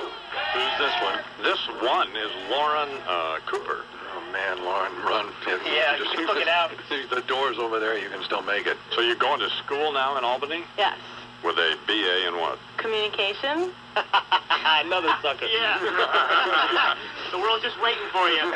There's plenty of opportunities out there. Scary world, right? If your radio sounds funny in the morning, you're listening to Imus in the morning. Turner. What's wrong with you? What? I don't feel well. You're clawing at your scalp. I don't want my head issues. God, that's scary. Please, that is scary. You're an idiot. I hate you. They're climbing up your body. Even his grams ain't Don't want to stay on them. No. Imus in the morning. Sports Radio 66, WFAN. Now, continuing a hollow, sputtering campaign to reassert political viability, populist gadfly and billionaire industrialist H. Ross Perot. Sucks, Amos. Look at these headlines. Dole crushes foes. Dole cements bid. And listen, it's all over. See what we got here, Amos? For a person like you, whose life revolves around the Jim Lehrer, Brian Lamb, Ted Koppel triad, solid justification for killing yourself. They have ruined it. The drama, the theatrics, the endearing pictures of Buchanan holding a bazooka over his head, flicking cigar ashes into a taxi driver's turban, all gone. Dole's wrapped it up and Clinton's clinched. You're still going to San Diego in August? What for? To look up that cross-dresser you spent the night with back in the 60s? Because there ain't going to be no other source excitement for you, believe me. It's just saying. Steve Forbes is going to take that beat with a waffle iron mug of his out of the race next week because he can't get arrested unless he shows up at a daycare center. Buchanan's apparently too stupid to add, and what are we left with? I'll tell you what, your wife's worst nightmare. You shuffling around the house with nothing to do. I can hear it now. Deidre, did I ever tell you I worked in a copper mine? Deidre, did you know I used to hang off boxcars? Deidre, did I ever show you the scar from my lung collapse? And finally, of course, Deidre, what's this here piece of paper say? Irreconcilable differences and mental cruelty? About the only thing that's going to save it for either of us is if I get in it, Amos. Third party, running from the right. Except it isn't like the last time. You know the difference? No. Half the people hated me last time. Right. Everybody hates me now. Right. Couldn't get my world-class daughter to vote for me, waving dividend checks under her nose. And besides, the whole process is predetermined by the TV networks anyway, telling us who the candidate's going to be. People like Bernard Shaw, who needs help playing connect the dots on a placemat at Denny's. Red Lobster, deciding the course of the nation for us. And you know they're going to anoint Clinton again. All his Hollywood buddies already got him as good as reelected. Just hope the rest of the country ain't been Quentin Tarantino-ized, Amos, that's all. Or else we're stuck again with this pillar of virtue who had nothing to do with Jennifer Flowers, nothing to do with Paula Jones, nothing to do with Vince Foster, nothing to do with dodging the draft, nothing to do with saying he hated the military, nothing to do with smoking no pot, and nothing to do with Whitewater or Travelgate. Jesus, here's your soundbite. He'd be a happy man no matter how the election goes if his pecker would only grow half as long as his nose. Thank you, Amos. Much obliged for having me on your show. 1, 2, 3, 4.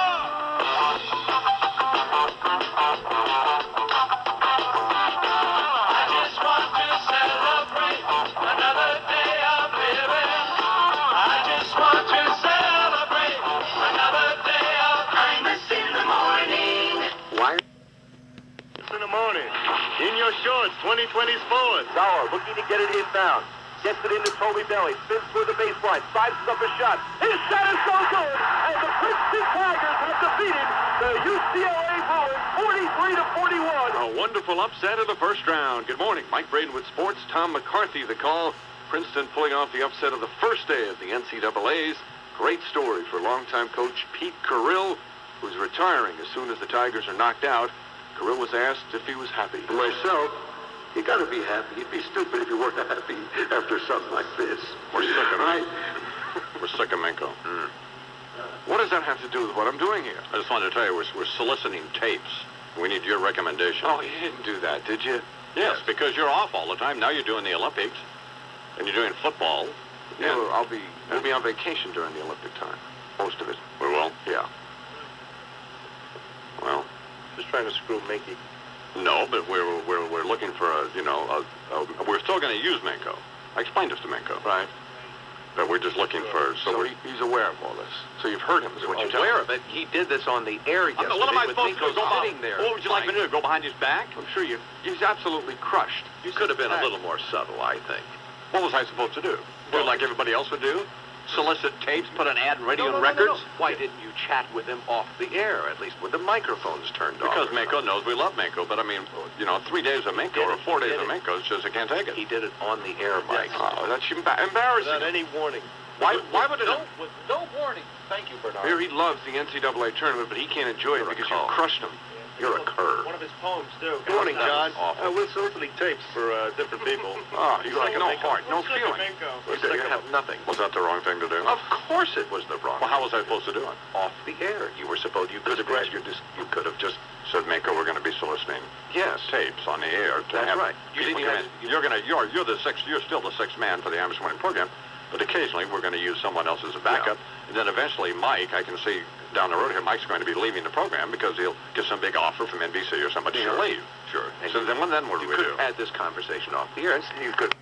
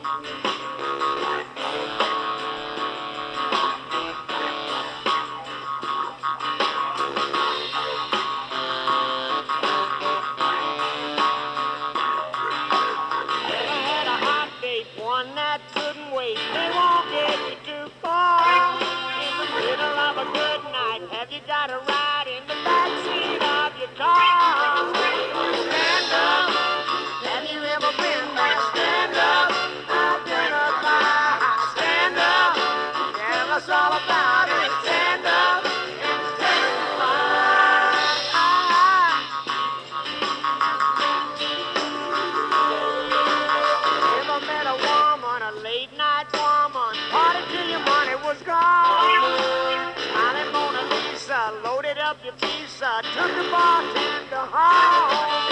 Stand up. Have you ever been there? Stand up. Identify. Stand up. Tell us all about it. Stand up and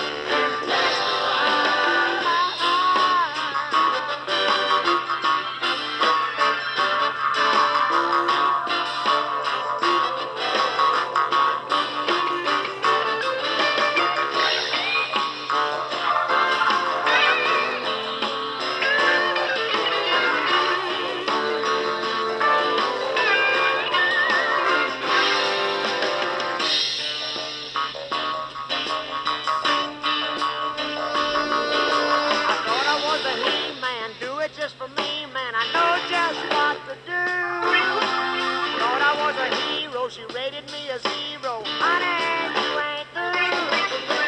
Stand up. Have you ever been there? Stand up. Identify. Stand up. Tell us all about it. Stand up and stand up. Stand up.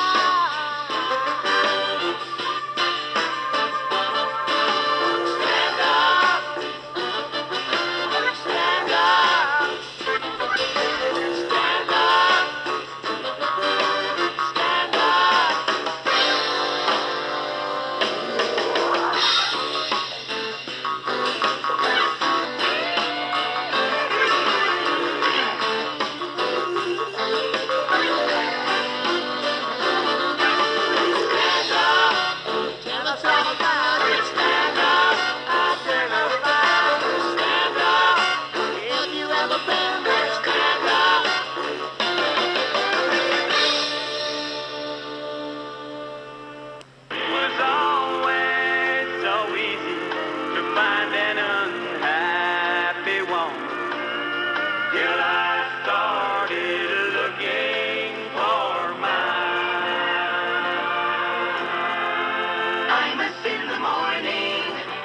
My friends, it is I, the corpulent commander of conservatism, held aloft by the currents of anti-incumbent, anti-democrat sentiment. It's the sensation sweeping the nation with a fervor unlike any since that phenomenon from the golden age of the hula hoop, the McCarthy hearings. Ah, those were the days, my friends. What a pleasant position to be in, seated upon the curb of the nation as the liberal parade passes by, with the band unable to make any sound other than tick, tick, tick. Ah, that same old song with a different meaning now that you're almost gone. It's only a mere few days until the House and Senate will march to the tune of a different drummer. And let me tell you, in that scenario, I'm Pete Best. Halftime's almost over, and Drum Major Bubba is desperately trying to wield his baton to get his procession back in step. But that horn section, featuring the likes of Tom Foley and Dianne Feinstein, really blows. What's that they're spelling out on the field? USA? No, I think it's NFW. So now, as he faces his midterm exams, Bill Clinton is about to give it the old college try. And we already know from his past experience in college that when the going gets tough, the tough go on a road trip. Road trip! Wonder if he'll inhale this time. I tell you, he drew in a sharp breath the other day when the teacher caught Alice Rivlin passing a note in class. And what's this? Options for deficit reduction? Well, a secret plan to cut Social Security? Ooh, I smell a little detention in your future, Mr. Clinton. At the very least, you'll have to stay after class and clap erasers. We are marching to glory, folks. The conservative manifest destiny. We're fighting for seats like it was a Who concert. 35 in the Senate, all 435 in the House, 36 gubernatorial races. You should relate to that, Bubba. Goober. And former President Carter notwithstanding, we ain't talking peanuts here. But while we're on the subject, fetch some peanuts for the big strong elephants, won't you, donkey boy? More after this. See the way he's so indiscreet, winking at each woman he meets. How he holds his head up high when he's got such a roving eye. He's not shy. You'd consider adultery if you'd married Miss Hillary. Cheating's not his only flaw. There are about 1 million more, but the worst by far, I'd say. He's a liberal and he'll never ever be any good. He's a liberal who just can't control his throbbing wood, and just because he doesn't do what right-thinking men do. That's the reason why our country's going down the drain. He's got no integrity. White House a catastrophe, cause Bubba's a liberal do-do-do. Bubba's a liberal do-do-do, don't you see? That Arkansas poultry king Tyson has just introduced a new line of Hillary Clinton chickens. No breasts, larger thighs, and it's packaged with a turkey. Liberals want to make us pay while they all give the world away, and Bubba's got his pants round his knees. They're knocking. He's a liberal and he's never ever been any good.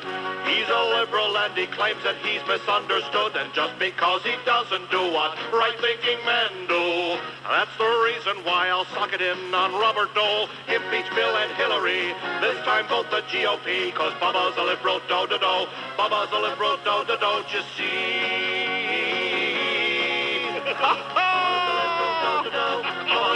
Yes, my friends, this is Rush Limbaugh reminding you that Bubba is nothing but a dirty, no-good, low-down, rotten, stinking liberal. Bubba's a liberal, not for me. The womb shapes you up and then lets you go. But sometimes I leave you. Captain, slide right up here. Hey, Bubba, what are you doing? Your tax returns? No, Beavis. Hillary sent them in months ago. We've already gotten a sizable refund. She's planning to invest it in some vacation communities for cattle. So, like, if those aren't your taxes, what are they? These are documents I have to file with the Federal Election Commission declaring my candidacy for re-election. But, like, the election's not for a whole nother year. Yeah, well, I have to raise $34 million. I thought you already set up your legal defense fund. This money's not for my legal fees, Beavis. It's going to finance my re-election. This is going to be a challenging campaign. Why? Because everybody thinks you suck? Well, that and the fact that Bob Dole and Phil Gramm are considerable adversaries. Why is Bob Dole a threat? Isn't he, like, really old? Well, he's older than me, but he's got a lot of stamina and determination. He says that if he's elected, he'll seek 2 terms. Who'd swear him in? Willard Scott? He'll only be 73, Beavis. Maybe if you're lucky, he'll, like, die before the election. Now, Beavis, don't talk like that. I like Bob Dole. He's a great American. Well, then, how about that Phil Gramm dude? If I'm lucky, maybe he'll die before the election. Or at least learn how to say party. Party on, Phil. Sucks. F***ing goober.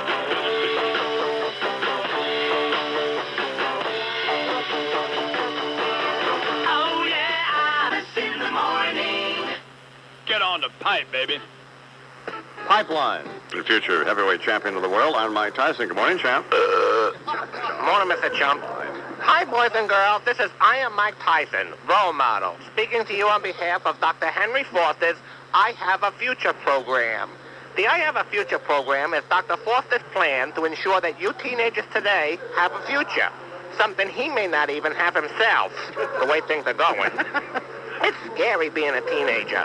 So many choices to make. Should I smoke cigarettes? Should I drink alcohol? Should I take drugs?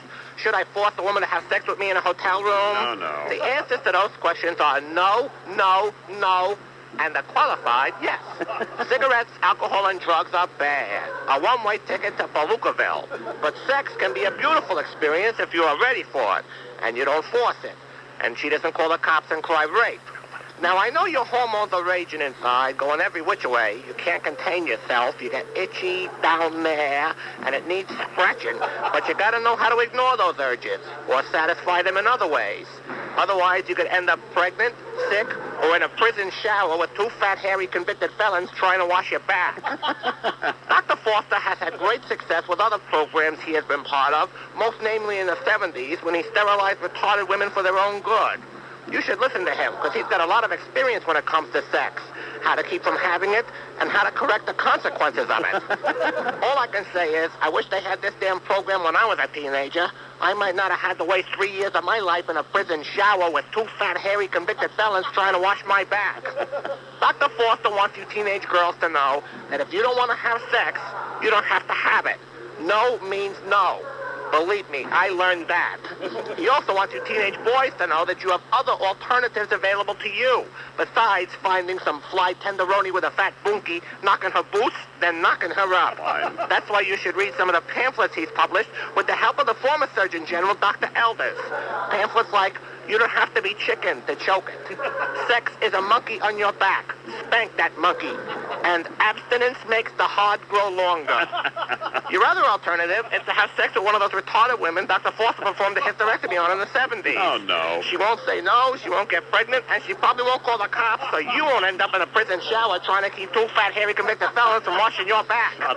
Remember, kids, don't do something that feels good now, because you don't know how bad it may feel later. Al Goldstein's here. Do you like college basketball?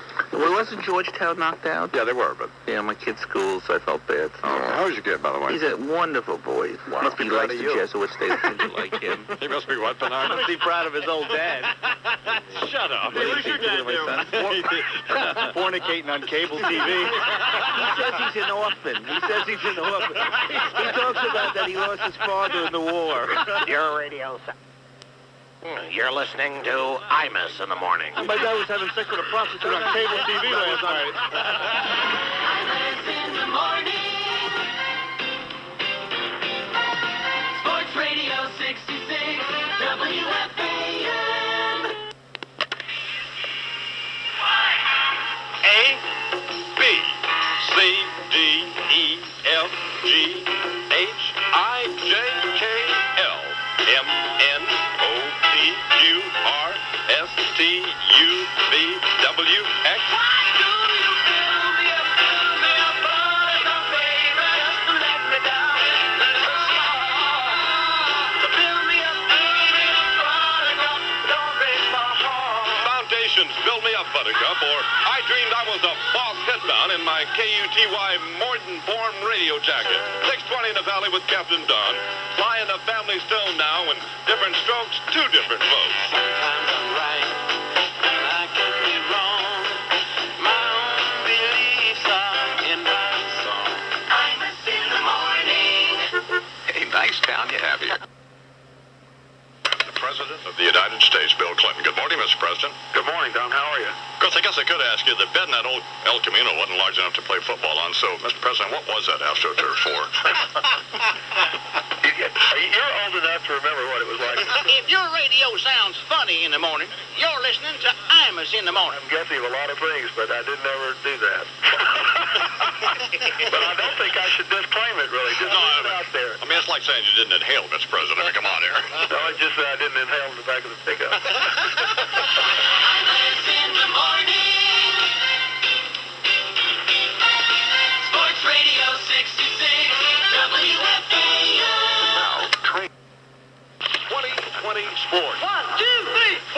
innings left from the field of 64. Oh, man. Good morning. This is John Minko from Mike Greenwood Sports.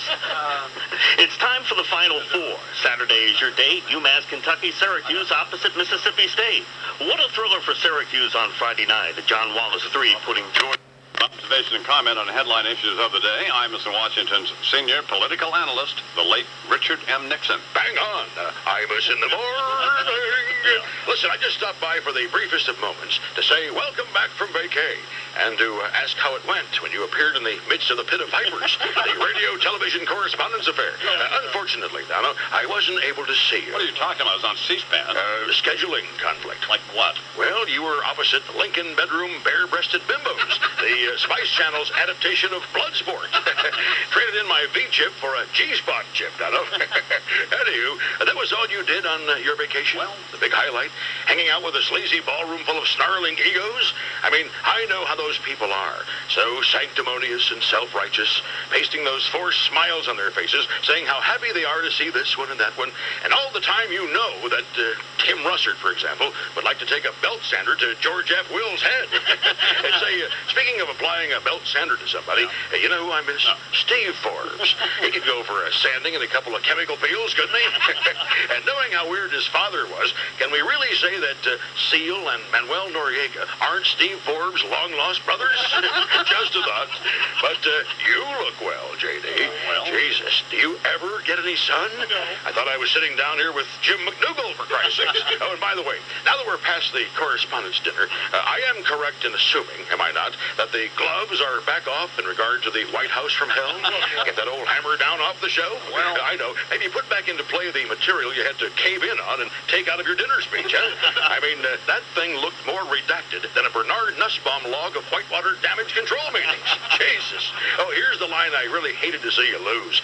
Imus turning to president. So, Bill, if Paula's really wrong, let's just get it out right here and now and see whether it's got a Tyson chicken stamp on it. That's the kind of stuff you want to get back to, Dono. Hammer time. Let me hear you say pant load in the White House. Well, come on, babe. Give the dick man a shove. Say it. Pant load in the White House. Come on, do it for me one more time. All right, pant load. That's it. That's it. Come on, you can do it. Come on. Pant load in the... Yes. Pant load in the White House. Oh, look at that, I-man. I just sprang a Nixon. Good to have you home. And look out, Bill, because once again, we're viewing your world through a dick's eye. That of Dick Nixon, dead president. Cal Ripken Jr. breaking Lou Gehrig's longtime record by playing in his 2,131st consecutive game. Truly a very special moment. But the evening did have one sour note. Oh, here we go. All right, what was the sour note, Mike? When Ripken addressed the crowd, many felt his speech was a little too similar to Gehrig's famous retirement announcement. Tonight, I consider myself the luckiest man on the face of the earth. Now, Ripken claimed he had never heard Gehrig's speech and didn't realize that it resembled it at all. If your radio sounds funny in the morning, you're listening to Imus in the morning. President Bill Clinton was also on hand and even stepped into the broadcast booth and did a little play-by-play. Bobby Bonilla drives one deep. That's a good hit, Bobby. Yeah, way back. Go, baby. Go, baby. I bet that's not the first time he said that. Imus in the morning. Are sinus problems driving you? In the morning.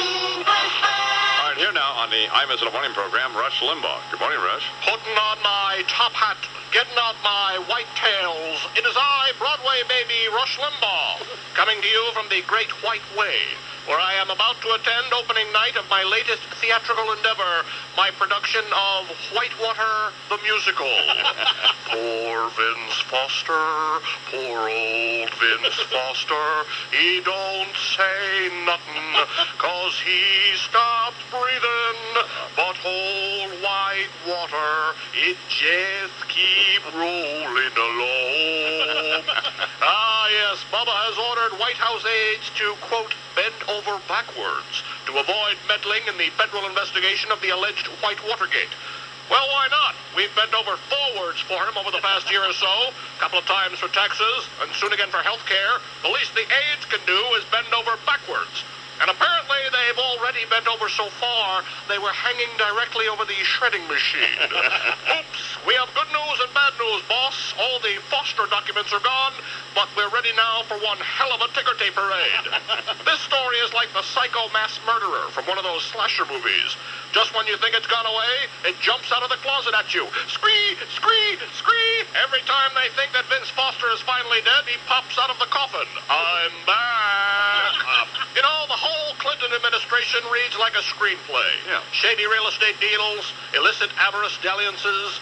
It strikes me that Bubba sits in the Oval Office much like Brando as Don Corleone in The Godfather. Yeah. Having his consigliere, Harold Ickes, do his dirty work for him, making the country an offer we can't refuse, and placing the horse's head he calls a health plan in our beds. Well. And speaking of films, time for another Super Spy update. Dun dun dun dun dun dun dun dun dun dun dun dun dun dun dun. Ames, Aldrich Ames, Agent 00 Stupid, from Russia with cash, making this country's intelligence community become the newest definition for the term oxymoron. See the man with the license to shill purchase $1 million home and a Jaguar on less than a six-figure income and single-handedly reinstate the Cold War. Go figure. Wah, wah, wah. More after this. All right, here now the Imus Morning program, the Fat Cootie, Rush Limbaugh, and the Blow This, with an ode to Al Franken. You and me, we don't see eye to eye. It seems that I'm your favorite thing to vilify.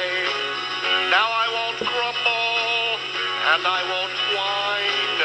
But if your name fits your face, you'd be Al Frankenstein. I'm so glad that I'm not you, you homely little liberal Jew. You write a book, call me a big fat idiot. About how I look, you say things that are idiots. I may be a meanie and without tact, but you wear a beanie and you have hair on your back. I'm so glad that I'm not you, you homely little liberal Jew. Plastic surgery's overdue, you homely little liberal Jew.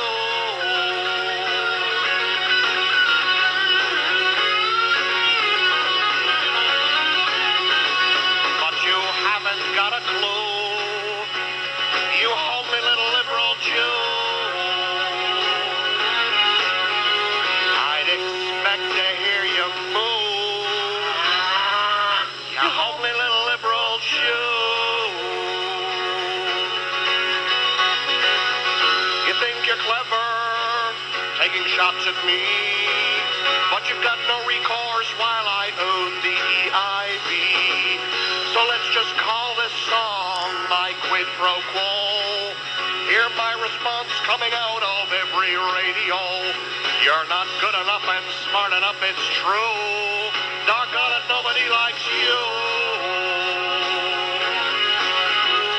But you haven't got a clue, you homely little liberal Jew. Rush Limbaugh. Hey, Al Franken, you homely little liberal Jew. Here the Imus Morning program, it is 22 You minutes. homely little liberal Jew. 22 minutes till the hour. My favorite quote so far from the Father Tom Hartman are both here, and Father Tom says to me, I'm not supposed to talk about this on the air? Oh, no, you can talk on it. There's a friend of mine who's going out to the Mirage Hotel, Right. and he wants to play on Shadow Creek. Everybody wants to play on Shadow Creek. That is the toughest course to play on in the country. Right. So I was wondering if we could contact Steve Wynn and ask him for a favor. Or Steve's guy, Alan Feldman. He's really the guy to talk That's to. the guy. Alan Feldman? Sounds like a call I should make. If your radio sounds funny in the morning, you're listening to Imus in the morning. Is it wrong, Rabbi Dillman, that I hate people? That there are certain people I hate? Well, Father Tom would say that it's wrong. What do you think? I think it's exactly right. The thing is to just hate the right people. That is the religious impulse. Hate the right people. Imus in the morning. Sports Radio 6 to this hotel this morning and find out that Phil Graham had put up money to finance a porno movie. I mean, what? Phil Graham. Did you hear the news? Yeah, nerd. The news was announced. Senator Phil Graham? Yes. Senator Phil Graham, who just yesterday spoke with Ralph. Hey, boy, you better watch what you're saying. You won't get yourself in trouble. They're going to come get your ass. Steve Wynn doing mud phone. If your radio sounds funny in the morning, you're listening to Imus in the morning. So the station we're on in Las Vegas, they run my program for 7 hours. Then they have the O.J. Simpson trial. So then they have Yankee games. What kind of format is that? They should pipe it into Timothy McVeigh, make him start talking. Imus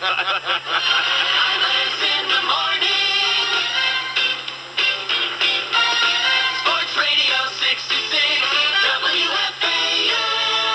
View of American journalism through the increasingly clouded focus of veteran broadcaster Walter Cronkite. Good evening. Today, a glance in the direction of a colossus of the print media, the vaunted New York Times. This is your mind on drugs. This is your mind after reading the Times editorial embracing President Clinton's affirmative action address. No difference.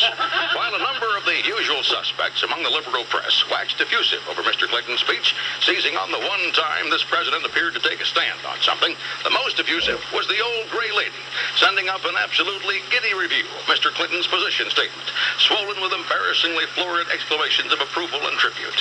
Indeed, the Times reacted as though a dam had burst, a dam that had confined all those terms the paper of record had for so long hungered to use in regard to this president, but just couldn't, as he flipped, flopped, wiggled, and wobbled worse than a schizophrenic cart.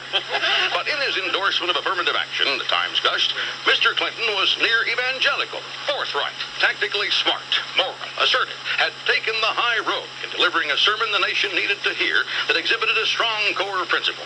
A strong core principle.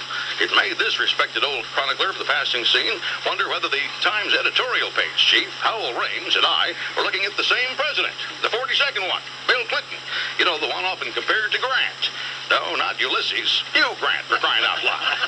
And whose attempt to Jesse Jacksonize his speech by saying of affirmative action, mend it, don't bend it, could just as well have added, eatin' ain't cheatin'. And yet, in the mind of Mr. Raines, our president suddenly seems imbued with the wisdom of Solomon and the character of Christ. If I may be permitted an opposing point of view, it seems to me that the Times and Mr. Clinton's endorsement of affirmative action said little more than bend it, don't end it. For the reforms that Mr. Clinton suggests still will amount to counting noses based on color and ancestral considerations that have enabled certain folks to claim some nebulous victim status in our society.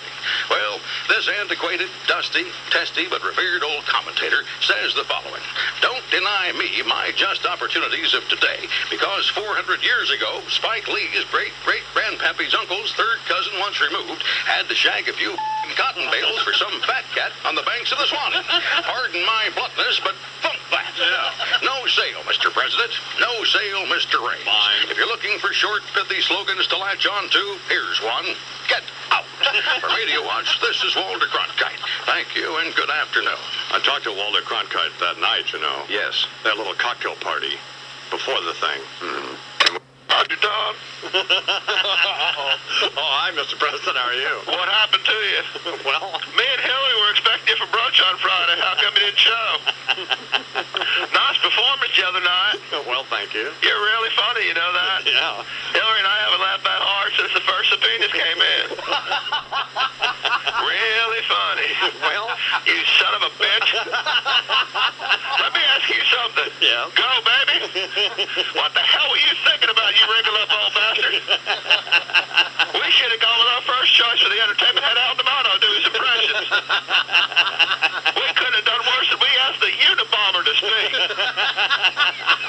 I know one thing, at least he wouldn't have sweat as much. What the hell were you doing, taking a shower up there? No wonder Keenan Block didn't show. He had a death in his family. I wish I had one of my family. Mine. I wanted to kill myself about 2 minutes into the thing. And I was determined I was going to take you with me. But Mike McCurry talked me out of it because he said something about there was going to be a second dessert course. Yeah. Your brother Fred better think about making some Auto Body Express Kevlar work shirts. Because you know after your performance, I may just sign off on this repeal of the assault weapons ban. But that stuff you said about Rush Hour was funny, though.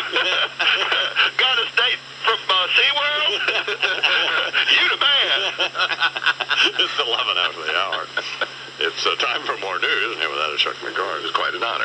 President of the United States. Somebody like Susan Thomas's ought to be disbarred and put in jail. Either she or that little lion, bald-headed bastard who's going to be there today lying through his teeth. Bernard Nussbaum. I mean, it's a disgrace. Don't you get outraged by this stuff? Phone records released by the committee, I-Man, show that Thomas... Answer me if your radio sounds funny in the morning. You're listening to Imus in the morning. Who the hell does she think we are? Well, I mean, I don't get that. That she's supposed to sit there and try to tell us that she made 17 telephone calls to find out how people were doing. Well, we know how they were doing. The guy shot himself. How the hell do you think they were doing? And we're supposed to buy that? What do you say on that 15th call? Are you sure you're all right? Imus in the morning. Sports Radio 66, WFAN. It's not Roger, Don. Oh, hi, Mr. President. How are you? What happened to you? Well, Me and Hillary were expecting you for brunch on Friday. How come you didn't show? Nice performance the other night. well, thank you. You're really funny, you know that? Yeah. Hillary and I haven't laughed that hard since the first subpoenas came in. Really funny. Well, you son of a... If your radio sounds funny in the morning, you're listening to Imus in the morning. What the hell were you thinking about, you wrinkled up old...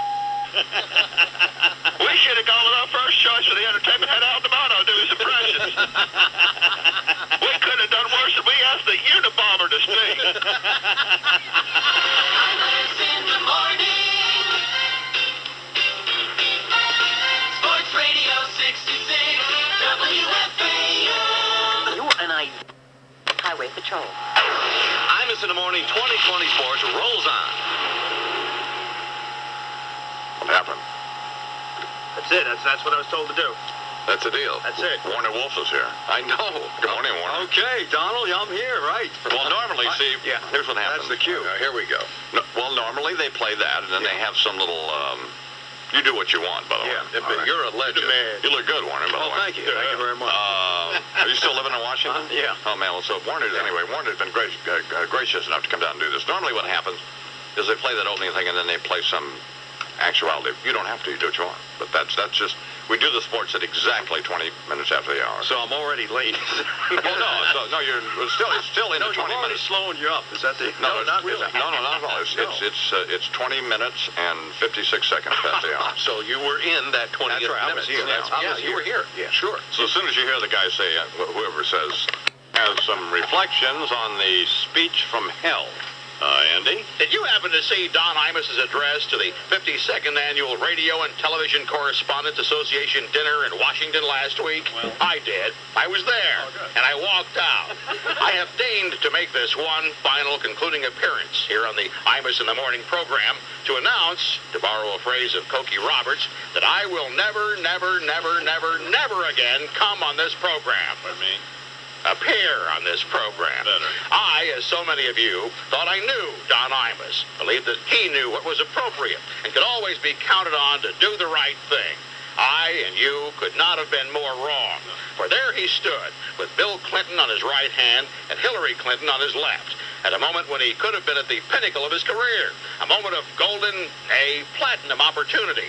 And what did Don Imus choose to do? I'll tell you what he chose to do. He chose to cave in with the pant load to his right and the pant loadette to his left. Yeah. He chose not to be Don Imus, but rather a perverse amalgam of these fake comics I've gathered on my desk here. Can you see these? Yeah. This is Jeff Foxworthy. Yeah. The next thing I hope to hear you say about next, Jeff, is that you just cut yours.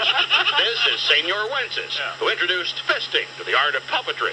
This is Flip Wilson. I'll tell you what the devil made him do. Comedy. And this is that lame sap, Louis Anderson. I wonder what sort of relationship Louis really had with his parents, because anybody that fat is eating to forget something. But that was Imus, his cutlass sheathed, flicking pillow-padded love taps at his targets.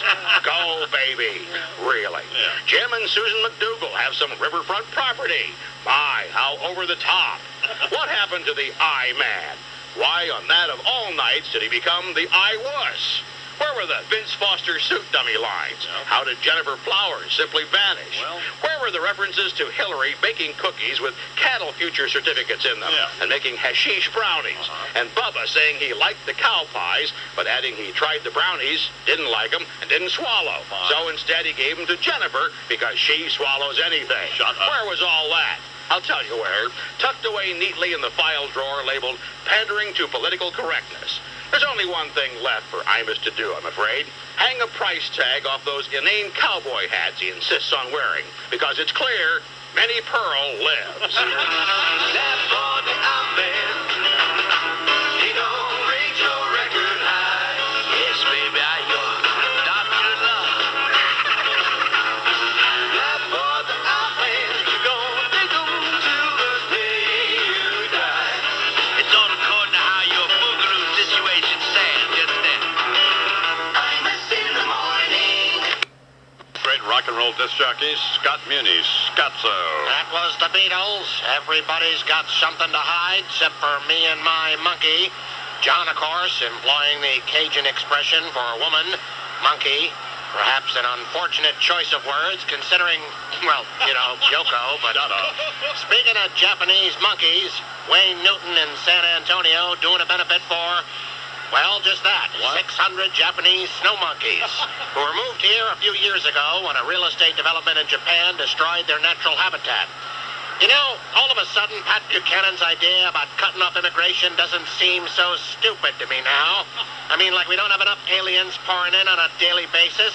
We now have other countries dumping their monkeys on us. Well, apparently these monkeys have become quite the problem in Texas, running around, making a nuisance of themselves, driving all the ranchers nuts, annoying the cattle, taunting the guys in the oil fields. And as a result, it seems that a few of the little critters disappeared during deer season last year. Oops, thought that was a 5-point buck. Turns out it was just a monkey sitting in a tree. Boy, am I red. So the Pope of Las Vegas decides to spring into action to help his little four-handed friends and does a concert to raise money to build a new shelter for the hairy little creeps. I mean, I love animals and all, but hundreds of thousands of homeless people on the streets of America, and this pantload is crying that Cheetah-San's got no place to live. Hey, Wayne, let me hip you to a little Darwinian theory here. They're f***ing monkeys. Mr. Newton apparently believes that killing animals with a high-powered rifle is not a sport. Well, it's not a difficult sport, I can tell you that. A Colt AR-15 against a banana? There's not much contest there. But hey, how do you feel about open season on pretentious entertainers? You think Zippy the chimp will do a benefit performance on his roller skates to save your fat ass? Dankeschön, auf Wiedersehen.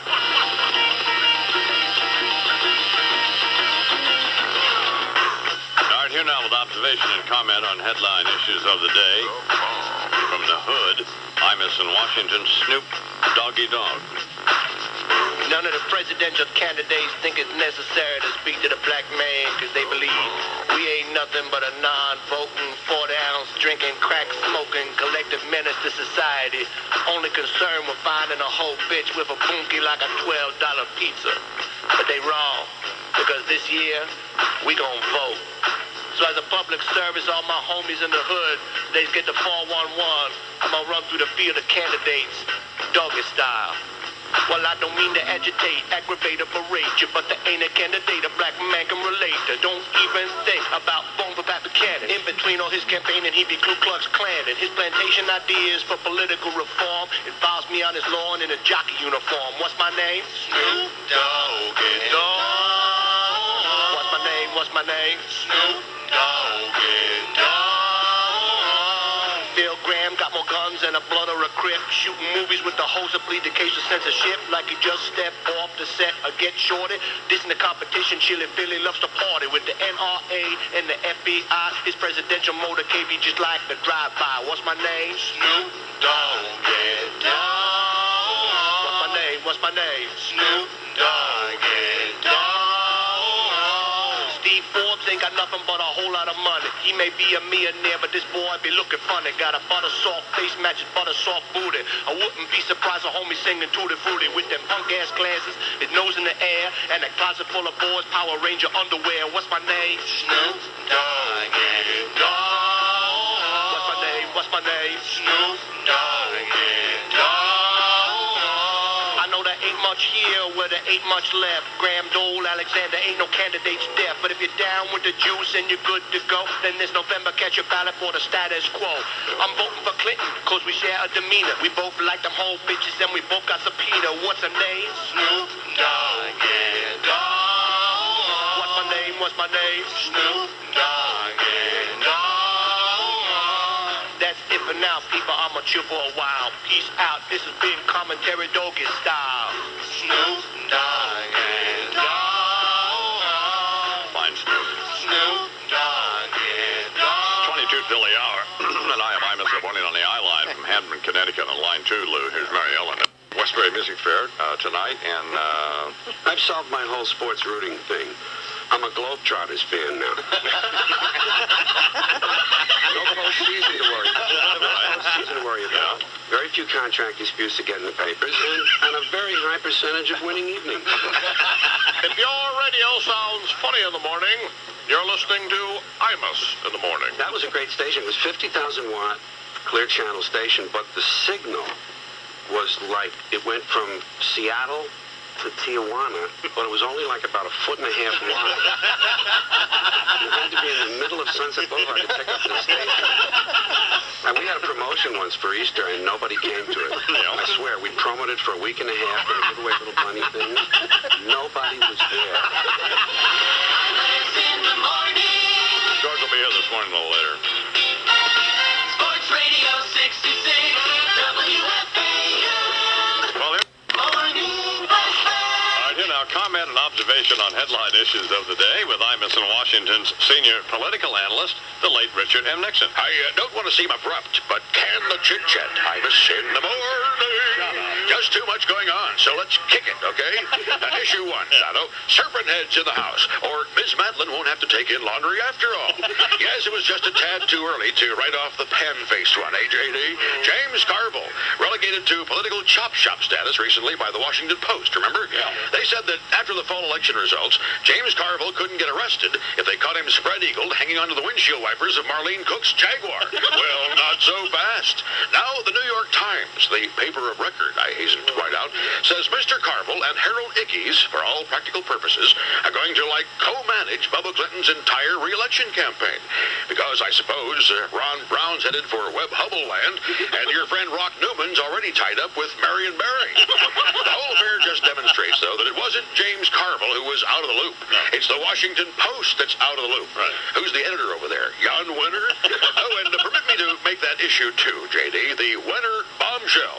Or rather, the Wenner bath bubble might be more appropriate. I mean, how do you go through half your lifespan, as Mr. Wenner has done, sort of a macho type, really, create Rolling Stone, do the motorcycle thing, all of that, and then at damn near 50 years old, jerk a left to the Santa Fe side of town, saying, forget the wife, the 3 sons. All of a sudden, I find that I've fallen for a well-stuffed pair of Speedos. Caution on the diving board, Jan, okay, pal? Jesus. Anyway, issue 3, speaking of weird meteor moves, white flag at Black Rock, or CBS says... CBS broadcast group president Howard Stringer, after driving his own network into the sub-basement of Satan, is picked by Michael Ovitz to head up yet another television company that's so new it doesn't even have a name yet. May I suggest Loser? And then just to ensure abject failure, the CBS wizards name a weenie in a beanie with a propeller on it, Peter Lund, to take over for Stringer. For God's sake, am I crazy? Well, is it Dick Nixon who's nuts? One of Lund's first acts is to call Dan Rather and Connie Chung to reassure them that he plans no big changes. That's not what Rather wanted to hear. What Rather wanted to hear was that management was planning to remodel Connie's side of the evening news set with a flamethrower. And last but not least, Dr. Henry Foster. Here's the question senators should ask. What didn't he do? Pull the wings off flies? Set cats on fire?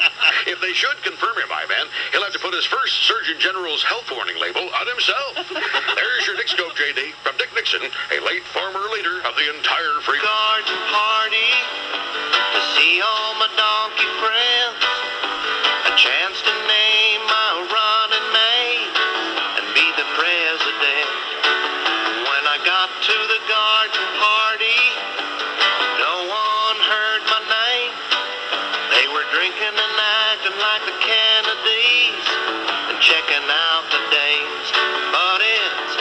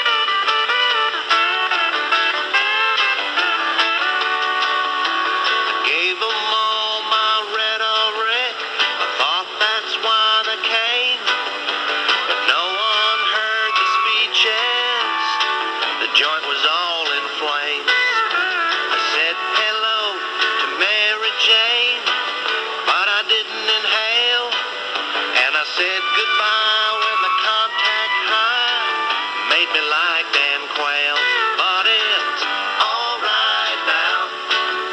I learned my lesson well. You see, I can't please everyone, 'cause I'm just a sleaze myself.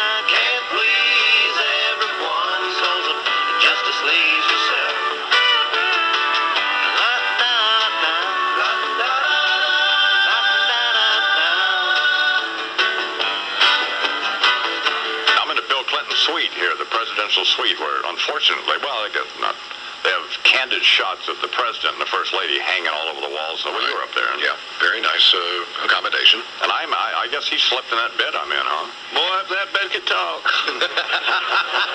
You know what it'd say? No. Get up off me, you fat bastard.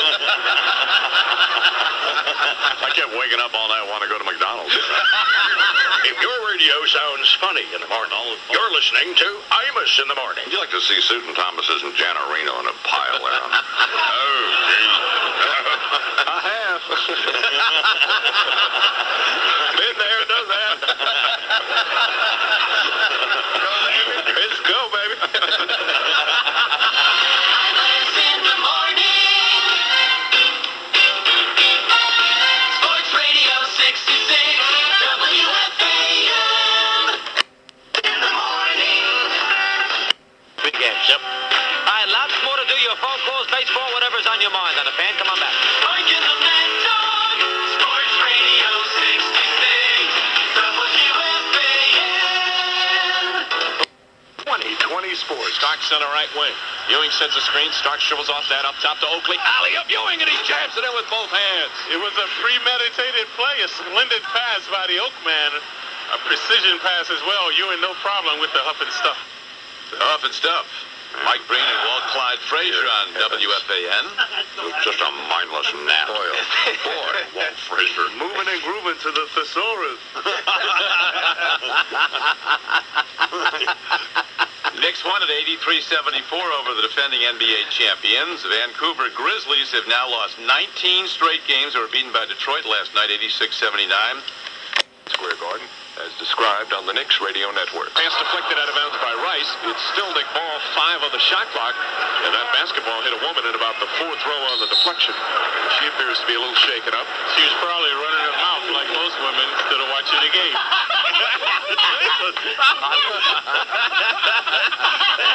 Yeah, I like them bodacious, but never loquacious. If your radio sounds funny in the morning, you're listening to Imus in the morning. Walt Frazier, mired in his 70s. Walt looks like he just walked out of a Shaft movie. That's exactly right. Fly. Get that fur coat, get that Pimp-mobile going again. Get out on 11th Avenue and work your ass, bitch. Imus in the morning. Sports Radio 66, WFAN. We'll talk with Mort Saul coming up here in about 40 minutes, something like that. Wilson. Wait till the midnight hour. That's when my love comes tumbling down. I'm gonna wait till the midnight hour when there's no one else around. I'm gonna take you, girl, and hold you. And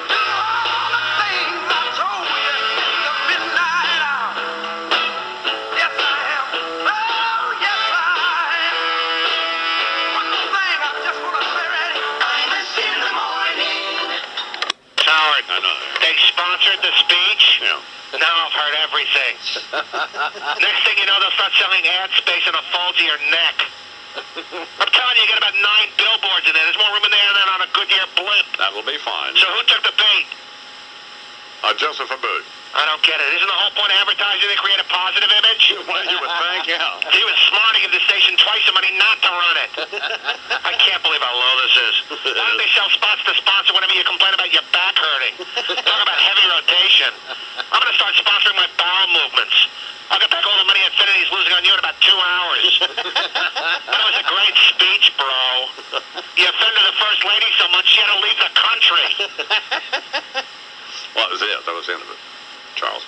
Was he? Did he hang out? That was a big punchline. This whole is sponsored by No-Dos. Yeah. Jesus, God. Imus in the morning. All right, here now, Imus in Washington Senior Military Affairs Advisor, the late General George S. Patton. At ease. Welcome to Full Metal Jacket, Back to the Wall, Defend at All Costs, No Retreat Seminar number 19996. You are wondering, I'm sure, why I've called you all to this session in full combat dress, full field packs, shoulder weapons, and worst-case scenario survival gear.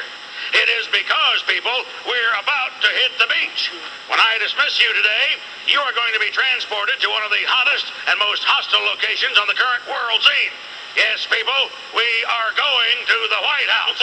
Your mission, to establish an emergency defense perimeter to protect our commander-in-chief from his staff. Because as things stand now, they are killing him. Yeah. Private, if you can move with that 80 pounds on your back, give me the overhead, kill the lights. All right, first slide. The following, people, are your primary enemies, and it follows those of the President of the United States. First up, this is the Secretary of Commerce of the United States of America. Big title, worn by a twerp. Ron, Art of the Deal Brown. Yeah. Modus operandi, a magician. He makes money appear out of thin air. He is currently being investigated by everybody in Washington who's not already investigating some other Clinton administration figure. The commander-in-chief says he stands 4 square behind Mr. Brown, which means that we can probably forget about him because he's a dead man. Next slide. Henry Foster, Surgeon General nominee, OB-GYN, and STUPID. Code name, Stats. We thought our body counts were screwed up in Vietnam? Jesus. Next slide. This, people, is Mike Espy, also known as Coupons. Ran the agriculture department beneath the old motto, I can get it for you free. A black man, you would have thought Mr. Espy would have had sense enough not to take free travel and tickets from a chicken outfit. Next, Henry Love Hurts Cisneros, Housing and Urban Development Secretary. Who vetted this guy, the Mayflower madam? Like Secretary Brown, Cisneros is also the target of a preliminary Justice Department investigation, but about paying keep your trap shut money to a former mistress. Great. Combine these figures, people, with everybody else hanging off our commander-in-chief like sludge vermin, and you understand the urgency of our mission. Because, for whatever perverted reason, they won't just go away. In the meantime, you will be asked to distribute to the White House staff the new standard-issue uniform, Administration Clinton-William.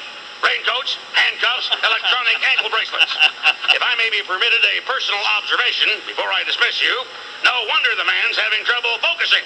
It's difficult enough to run the country from the White House. Impossible to run the country from a halfway house where United States Marine Guards are posted, not to make sure no one gets in, but to make sure no one gets out. Thank you for your attention. That is all. Delbert McClinton now. Take it in. Charles is lying, doesn't he?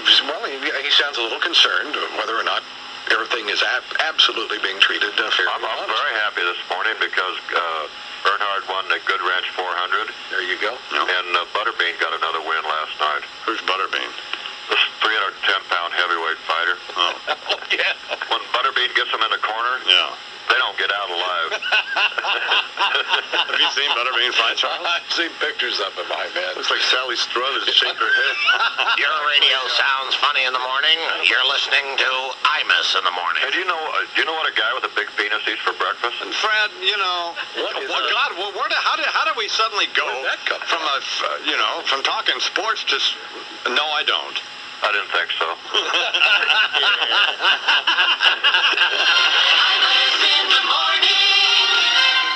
My idiot brother.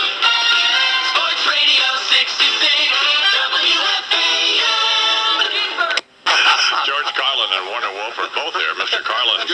Got a show on HBO called Back in Town Saturday Night Live. And I'll tell you something else I think they ought to do in basketball. Right at the center court line, there should be like 6 feet of gasoline fire. You get a real fast break going. You want to see it? And a ball off. If you get a basket by bouncing it off a guy's head, another 50 points. Another 50. A lot of guys would try it. If your radio sounds funny in the morning, you're listening to Imus in the morning. Did you get involved in all that, caught up in the OJ thing? Yeah. I love people under pressure. You think he killed these people? Absolutely. Yeah. You know, and hey, who knows? Maybe they had it coming. I don't know. I don't know that. You never know. Well, no, I don't think anybody considered that, George. It's a thing Except you you. have to think of. You have to put that in the equation. Where does that come from? Maybe they had it coming. Some people deserve what they get. Some I people get what they understand that, deserve. but Jesus Well, God. you never know. Who am I to guess about their lives? Well, no, but I mean... Jesus God, there's another one. See? In the morning. George Carlin.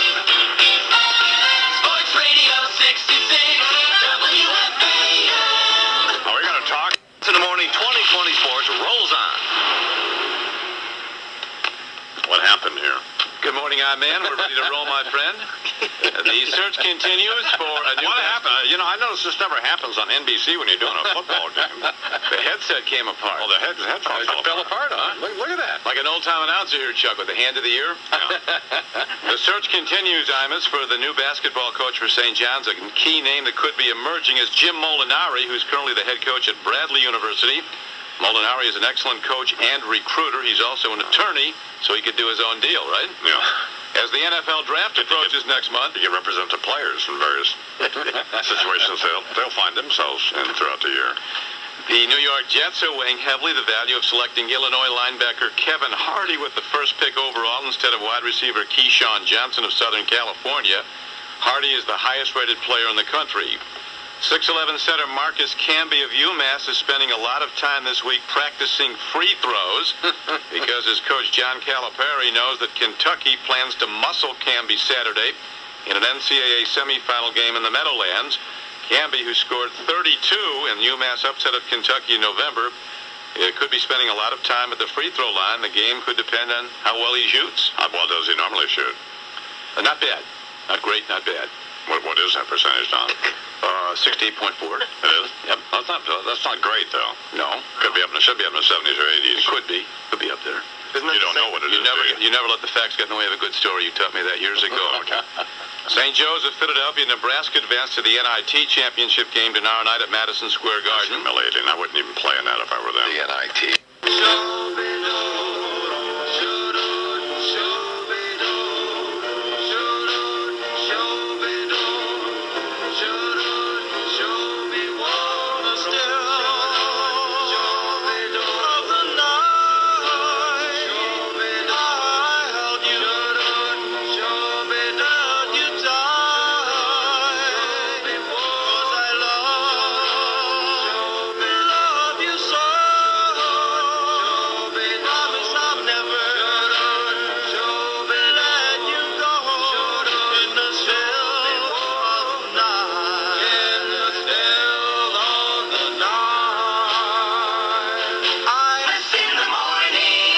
Skin rash.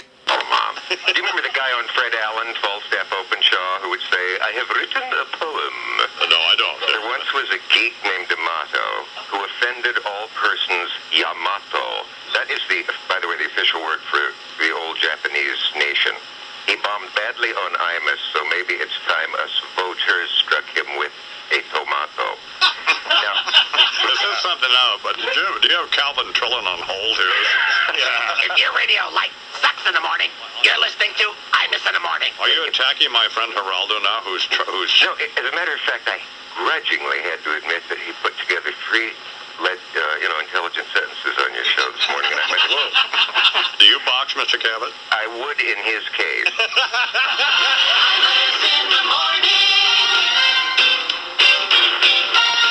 Sports Radio 66, WFAN. Cheer 51. Nothing but a hound dog. Been snooping on the door. You ain't nothing but a hound dog. Been snooping on the door. You can wag your tail, but I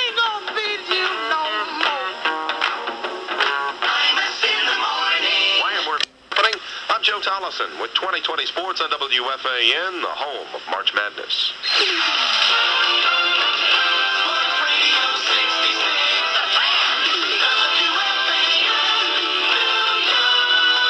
Well, good morning to you, and how you be at 10:05 and 10 seconds on a Wednesday morning on the Fan, New York City. Steve Summers here. Russ Salzberg, your sweater on vacation for the rest of the week.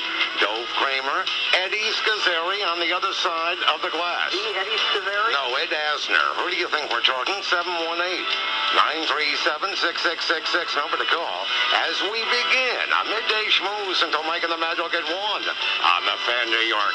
All right, we'll start with this. The whole thing, watching on the Fan New York. Sports Radio.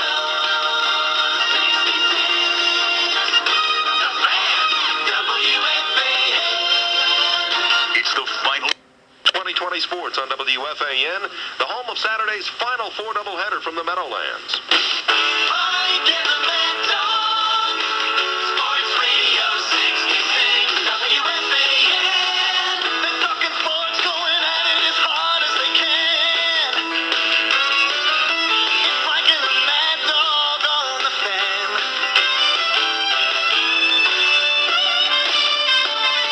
Nothing can get by 'em. Turn it on and try 'em.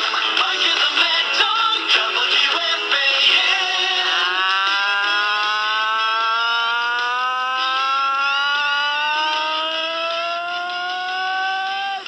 Good afternoon, everybody. How are you today? The Mike and the Mad Dog Radio program for a Wednesday, New York. Good to have you with us talking about the world of sports. 27th day of March, 1996. Lots going on. We got the NCAA Final Four. Talk about that NIT hanging around. We'll touch on that this afternoon. All the baseball, which begins in about 4 or 5 days, as we 6 to 10. Bob Watson, Yankee general manager, among our scheduled guests. I got a feeling Bull Waddy will be here. Boy, there's a scary thought. Roberts taking charge in Kansas City Clubhouse. Hey, we'll see you tomorrow. Stay tuned. Rangers hockey coming up after the update on the fans. Sports Radio 66. The Fan, WFAN. Pat O'Brien from CBS Sports is here. Well, very nice to see you again. No, it's just getting around. We've got to get to your behavior at the open. Why, what happened? That should be your lead story. It is. Food consumption at open. You know, no longer possible after visit by I-Man depletes stores. I had a couple of hot dogs. God, make a huge issue out of it. First of all, you guys arrived dressed like Johnny Rivers' backup band. God, you guys look like Martha Stewart at a Green Day concert. Your radio sounds funny in the morning. You're listening to Imus in the morning. My wife happens to love me very much, and as well she should, so. Big balloon payment. Yeah, that's a vicious, mean thing to say, Bernard. How did she decorate the wheelchair access to your apartment? Imus in the morning. Sports Radio 66 WFAN. Miss in the morning. 2020 Sports. Harper looks to inbound, speeds Ewing. Ewing looks, drives, down the lane, goes underneath, scoop layup, no good! Rebound Davis and the buzzer sounds, and the Knicks season is over. They lose Game 7 at home, and the season ends in disappointing fashion. A second-round loss to the Pacers. This crowd is absolutely stunned. Well, clearly a mistake right out of the box, I-Man. However, an oldie but goodie. Good morning, sports fans. This is Bernie McDickum for Imus in the Morning Sports, sitting in for Pat O'Brien, who's sitting in for Mike Breen, who's on the road with the New York Knicks, who all should be sitting in jail cells. I don't think so, Bernie. The Knicks actually lost to the San Antonio Spurs 90-84, which leads me to ask you this question, I-Man. All right. Why is it that the Knicks can't obtain decent, likable players like David Robinson and Avery Johnson so people won't hate them, I-Man? I don't know. Good answer, I-Man. That's just what Lenny Bruce would have said, which is why you're America's leading social satirist, I-Man. For the Knicks, it was game number 3 on this road trip, which coincidentally matches the number of their players who've been arrested this year. Knick power forward Willie Anderson did play last night following his release from prison on charges of leaving his family destitute. Earlier, Imus in the Morning microphones reached Anderson in the day room at the Houston County Jail, where he claimed he left home because his wife was lazy and his 4 kids were wild. Broken glass everywhere. People on the station, no, they just don't care. I can't take the smell, can't take the noise.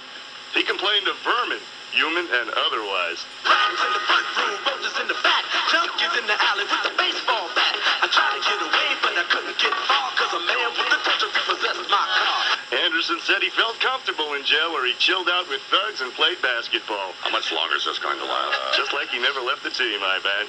During a break in a practice session yesterday, the Knicks were asked what they would do with their leisure time, or what they do with their leisure time. Anthony Mason responded while the other Knicks chimed in. Get higher, baby. Get higher, baby. And don't ever come down. In other scores, I-Man. This is stupid. The Lakers beat the Heat in Miami, 106-95. Magic Johnson had 27 points for L.A. Magic looking healthy, not yet looking like Manute Bol. By the way, Magic's shooting percentage is 56%, which coincidentally is the same percentage of the American people who think Hillary Clinton is a liar. In other scores, I-Man, it was Indiana over the Bullets, 99-93. The Sixers topped at Toronto, 103-94. Boston got by Minnesota, 121-116, and the Jazz burned the Bucks, 98-82. On the ice, I-Man, the Rangers behind Mike Richter's 25 saves, blanked Florida, 3-0. And elsewhere, Boston skated past Hartford. Tonight in college basketball, it's the finals of the NIT. Nebraska takes on St. Joseph's for the championship, and Tulane faces Alabama in the consolation game at Madison Square Garden. And at this point, we'd like to conclude, I-Man, with a little ode to my good friend, Dennis Rodman. Don't push me, cause I'm close to the edge. I'm trying not to lose my head. It's like a jungle sometimes. It makes me wonder how I keep them going under. It's like a jungle sometimes. It makes me wonder how I keep them going under. Dennis Rodman, what's up with your hair? Giving herpes to Madonna. The referee's scared. Play it off like you are from Venus, but in the locker room checking out Pippin's penis. That'll be You're fun. tough, but you polish your nails like a bitch in a store where their panties on sale.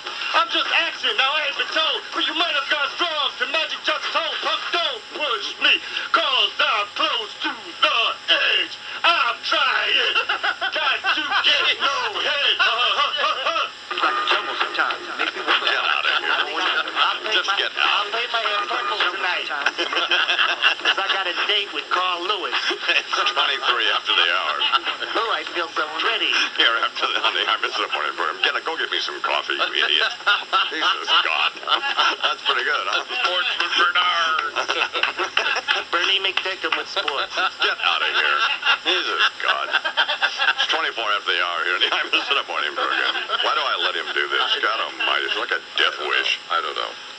I should have taken Bernie with me last night to watch a blistering napalming of some totally undeserving segment of America's media structure by the Dean of Broadcast Journalists, Walter Cronkite. Return with me now to Thursday, March 21st, 1996. A day filled with the events that alter and illuminate our times. And saw a president, first lady, an amby-pamby press secretary who looks as though he exchanged vows in San Francisco the other day, and the phalanx of phonies who voice prejudice on the great unwashed and call it news, the vaunted Washington Press Corps. All things are as they were then. And I should know, I survived the Imus address, the one that nearly caused the 42nd President of the United States to cede the reins of government to a 43rd President of the United States, the 42nd President having just strangled him his own bile. As has been reiterated here, the fabled I-Man did only that which the I-Man would be expected to do, set him up, knocked him down. This old revered, white-headed, award-embedded reporter no longer concerned with mundane matters such as White House access, and therefore tell it like it was. Brilliant torching of a room full of affected prigs. Of what? Prigs. P-R-I-G. Affected, smug, artificial herding animals. I know that. I thought you said that. Pricks? No. I said prigs. Though in this case, the one is synonymous with the other, as I think about it. Just as the name Kaplan, as in Rick Kaplan of ABC, is synonymous with the word weasel, now that the news mogul has cashed out Imus. The two terms may be used interchangeably. When one person abandons another, one can now simply say, I've been Kaplaned. There are other names, on the other hand, that will never be weasel synonymous. Rather, Brokaw, Jeff Greenfield, Maureen Dowd, swan kite, I dare say. And stunningly, even the serpent-headed one, James Carville, though welded at the hip to Bubba Clinton, nevertheless, very much his own man and worshipful of the I-Man. Yeah. Yes, well, there are a few suspects who have yet to weigh in.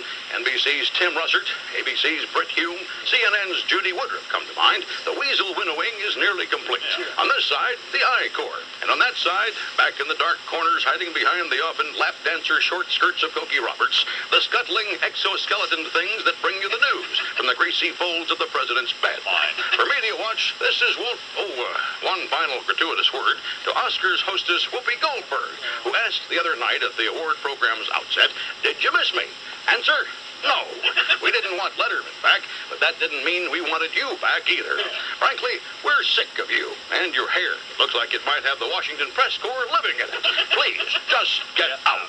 And now, thank you and good night. Hello out there. We're about ready to begin our program.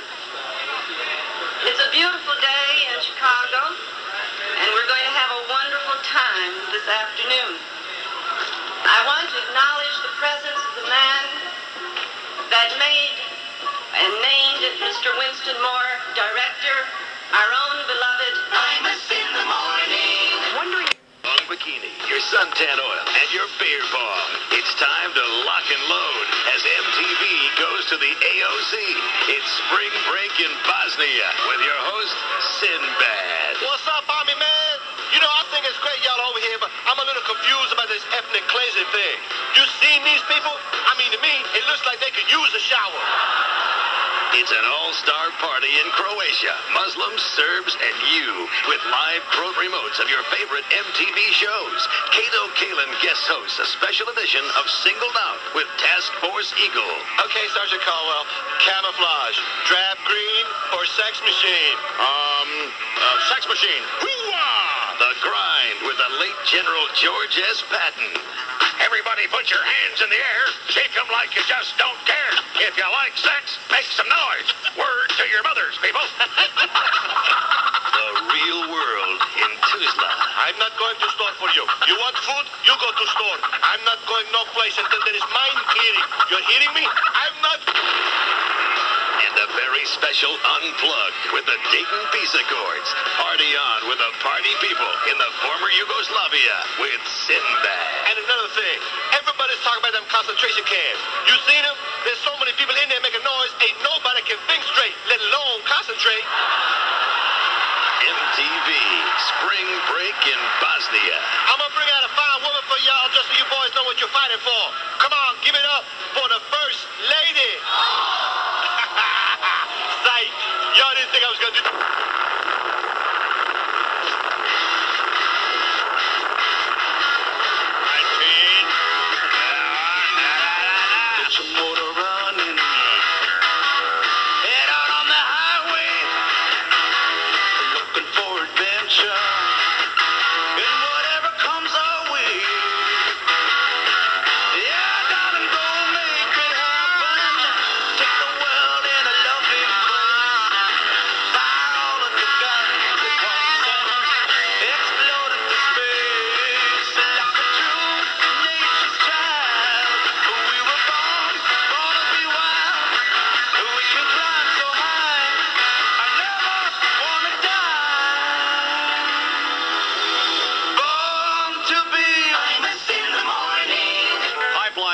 I want you to take better care of my brother. He's just a sickly old fool. And I mean, He's much healthier now that he's done with me.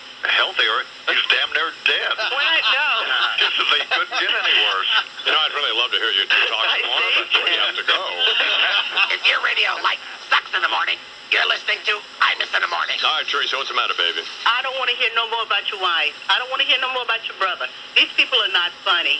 Every time I turn around, it's your wife, honey, this and honey. Tell her to get a job. She was trying to open up a wash machine. You have a maid, buddy, and I know this woman don't know how to work a wash machine. She done trapped you. You used to be so good, but please keep these two people off. Imus in the Morning. Sports Radio 66, WFAN. Growing public enmity, billionaire industrialist H. Ross Perot. Hey, Amos, what's the matter with you? You got bovine spongiform encephalopathy? Did they serve you some of that limey beef the other night? Because you're crazier than a crack baby out of Kitty Dukakis and Thomas Eagleton, Amos. I saw that speech of yours, and that is exactly the reason we wind up with people like Newt Gingrich and David Bonnier running our country. Because people like you think it's funny to drag everybody through a pile of boys' club underwear on the way to the White House. It's just sad. Because nobody wants to subject themselves to a night like that is how come we can't never get the brightest and the best and wind up stuck with the dumbest and the worst. Like, Clinton and Gore. It's your fault. And everybody else who gets their jollies either making sport of these people or pinning them down and dissecting them like a dried-out frog. Hell, I went through it last time around.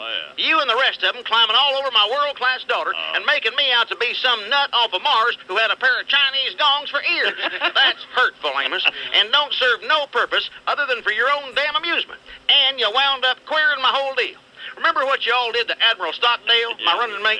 To heard y'all tell it, you had him stumbling around like one of them Heathrow heifers I was just talking about that got a rancid raisin cake where their brains used to be. If you don't mind my saying so, I hate you. Look where you've left me now. Right in the middle of trying to get my absolutely idiotic reform party off the ground, but afraid to make a move because of what you might say about me that you think is funny.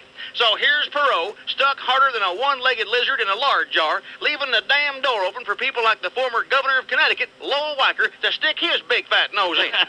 He's thinking again about a third-party run. Well, don't we already have one fat boy in it, the incumbent? Who'd run with Weicker? Sally Struthers and Butterbean? And for crying out loud, Amos, won't somebody please walk up to Bob Dole and scream in his ear that Colin Powell don't want any of this either? Not to mention that surely the majority leader could come up with something better than a shade tree mechanic who couldn't run a war right. And he's the sole reason that the butcher of Baghdad is still free to send more hapless farm animals off to the home for unwed livestock. I'm telling you, between you and Clinton, it's just business as usual. And the business, as usual, is ruining my country. Let me close her out here now because you're making me sick. Just one last thought about that scummy speech as I put the president and everybody on notice here.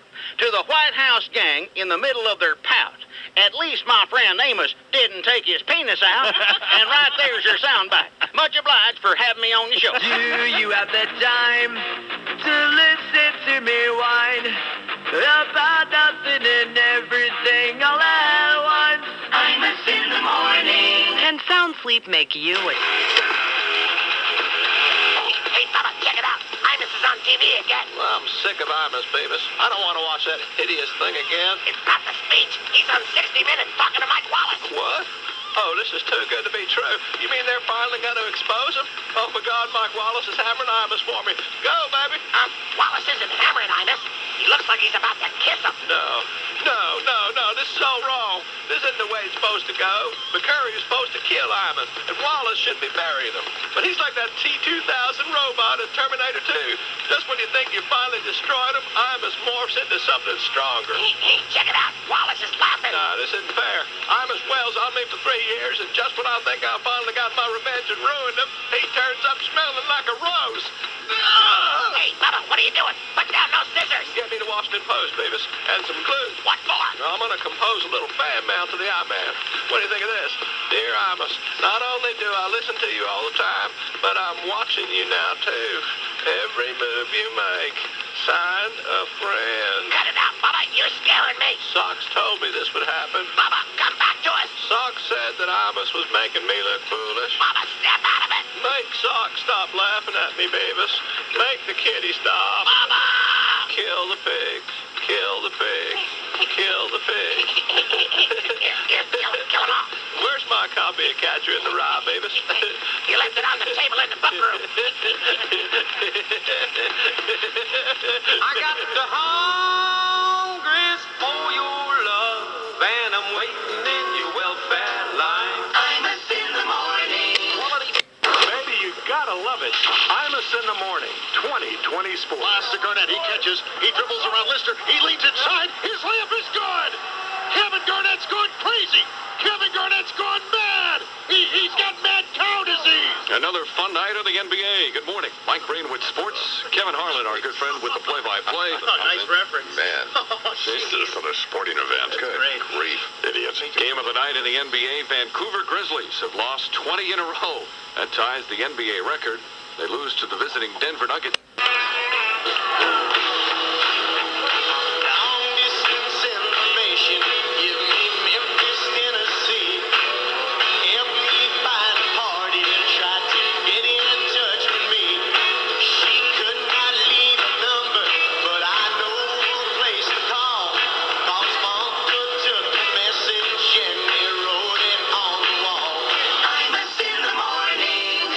Of the day, Imus and Washington's senior political analyst, the late Richard M. Nixon. Just a minute. Well, this is interesting. These aren't my notes. These appear to be bee chips out of Peter Jennings' shorts. Yep, here's Saturday, Sunday, Monday, Tuesday. I'll just hang on to these and send them priority mail over to the White House for emergency installation in President Clinton's shorts. Imus in the morning. Shut up. Well, Don Dorino, has the big steak started to dissipate at all? Well, absolutely loved it, J.D. You're a man after my own heart. No compromises. No cut and run. No sense, for crying out loud. I mean, what did you pass out as party favors down there the other night? Hand grenades? What? Oh, here you are, Mr. Jennings, and the pin is already pulled. Enjoy. Great job, I-Man. Great job. A bit of irony strikes me, though. Dick Nixon, the 37th president, tried to burn his tapes. And now Bubba Clinton, the 42nd president, is trying to burn yours. Well, say, by the way, has Mike McCurry, Bubba's press secretary, joined those Freeman fellows out there in Montana yet? Well, I just wondered because they reject the U.S. Constitution, and in trying to muzzle C-SPAN, it's clear that McCurry also rejects the Constitution. So I just figured that the next thing we'd find is that he's having a Ruby Ridge moment on a sheep farm with a dozen guys who are heavy on assault weapons, but light on toothbrushes, if you know what I'm saying. Mike from Montana. Jesus, what a fool.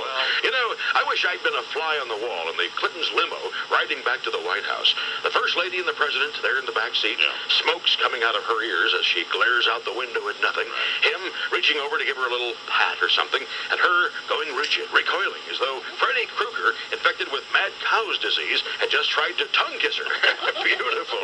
No wonder she went to Bosnia. You know, I'll bet she still hasn't spoken to him. If there's anything Dick Nixon enjoys, it's a president in 25 pounds of deep doo-doo, as long as it isn't him. Yeah. And speaking of that, J.D., they're about to release 3,000 more hours of my White House tapes, covering everything I said or did for 2.5 years in the Oval Office. Yeah. Why?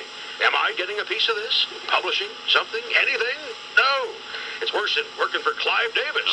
Or the Scotty Brothers. Oh, God. Or, wait a minute. The Scotty Brothers are fine, aren't they? Yes, they are. In fact, yes, we love the Scotty Brothers, don't we? Yes, we do. Never mind. As a matter of fact, Otto, permit me to suggest a title for the album, Dead Man Talking. A bit of the world to Dick's eye, Otto. That of Dick Nixon, deceased former leader of the free world. And a biblical admonition, if I may, J.D., thinking of some of the criticism you've endured. Complain not of the splitter in your neighbor's eye until you've removed the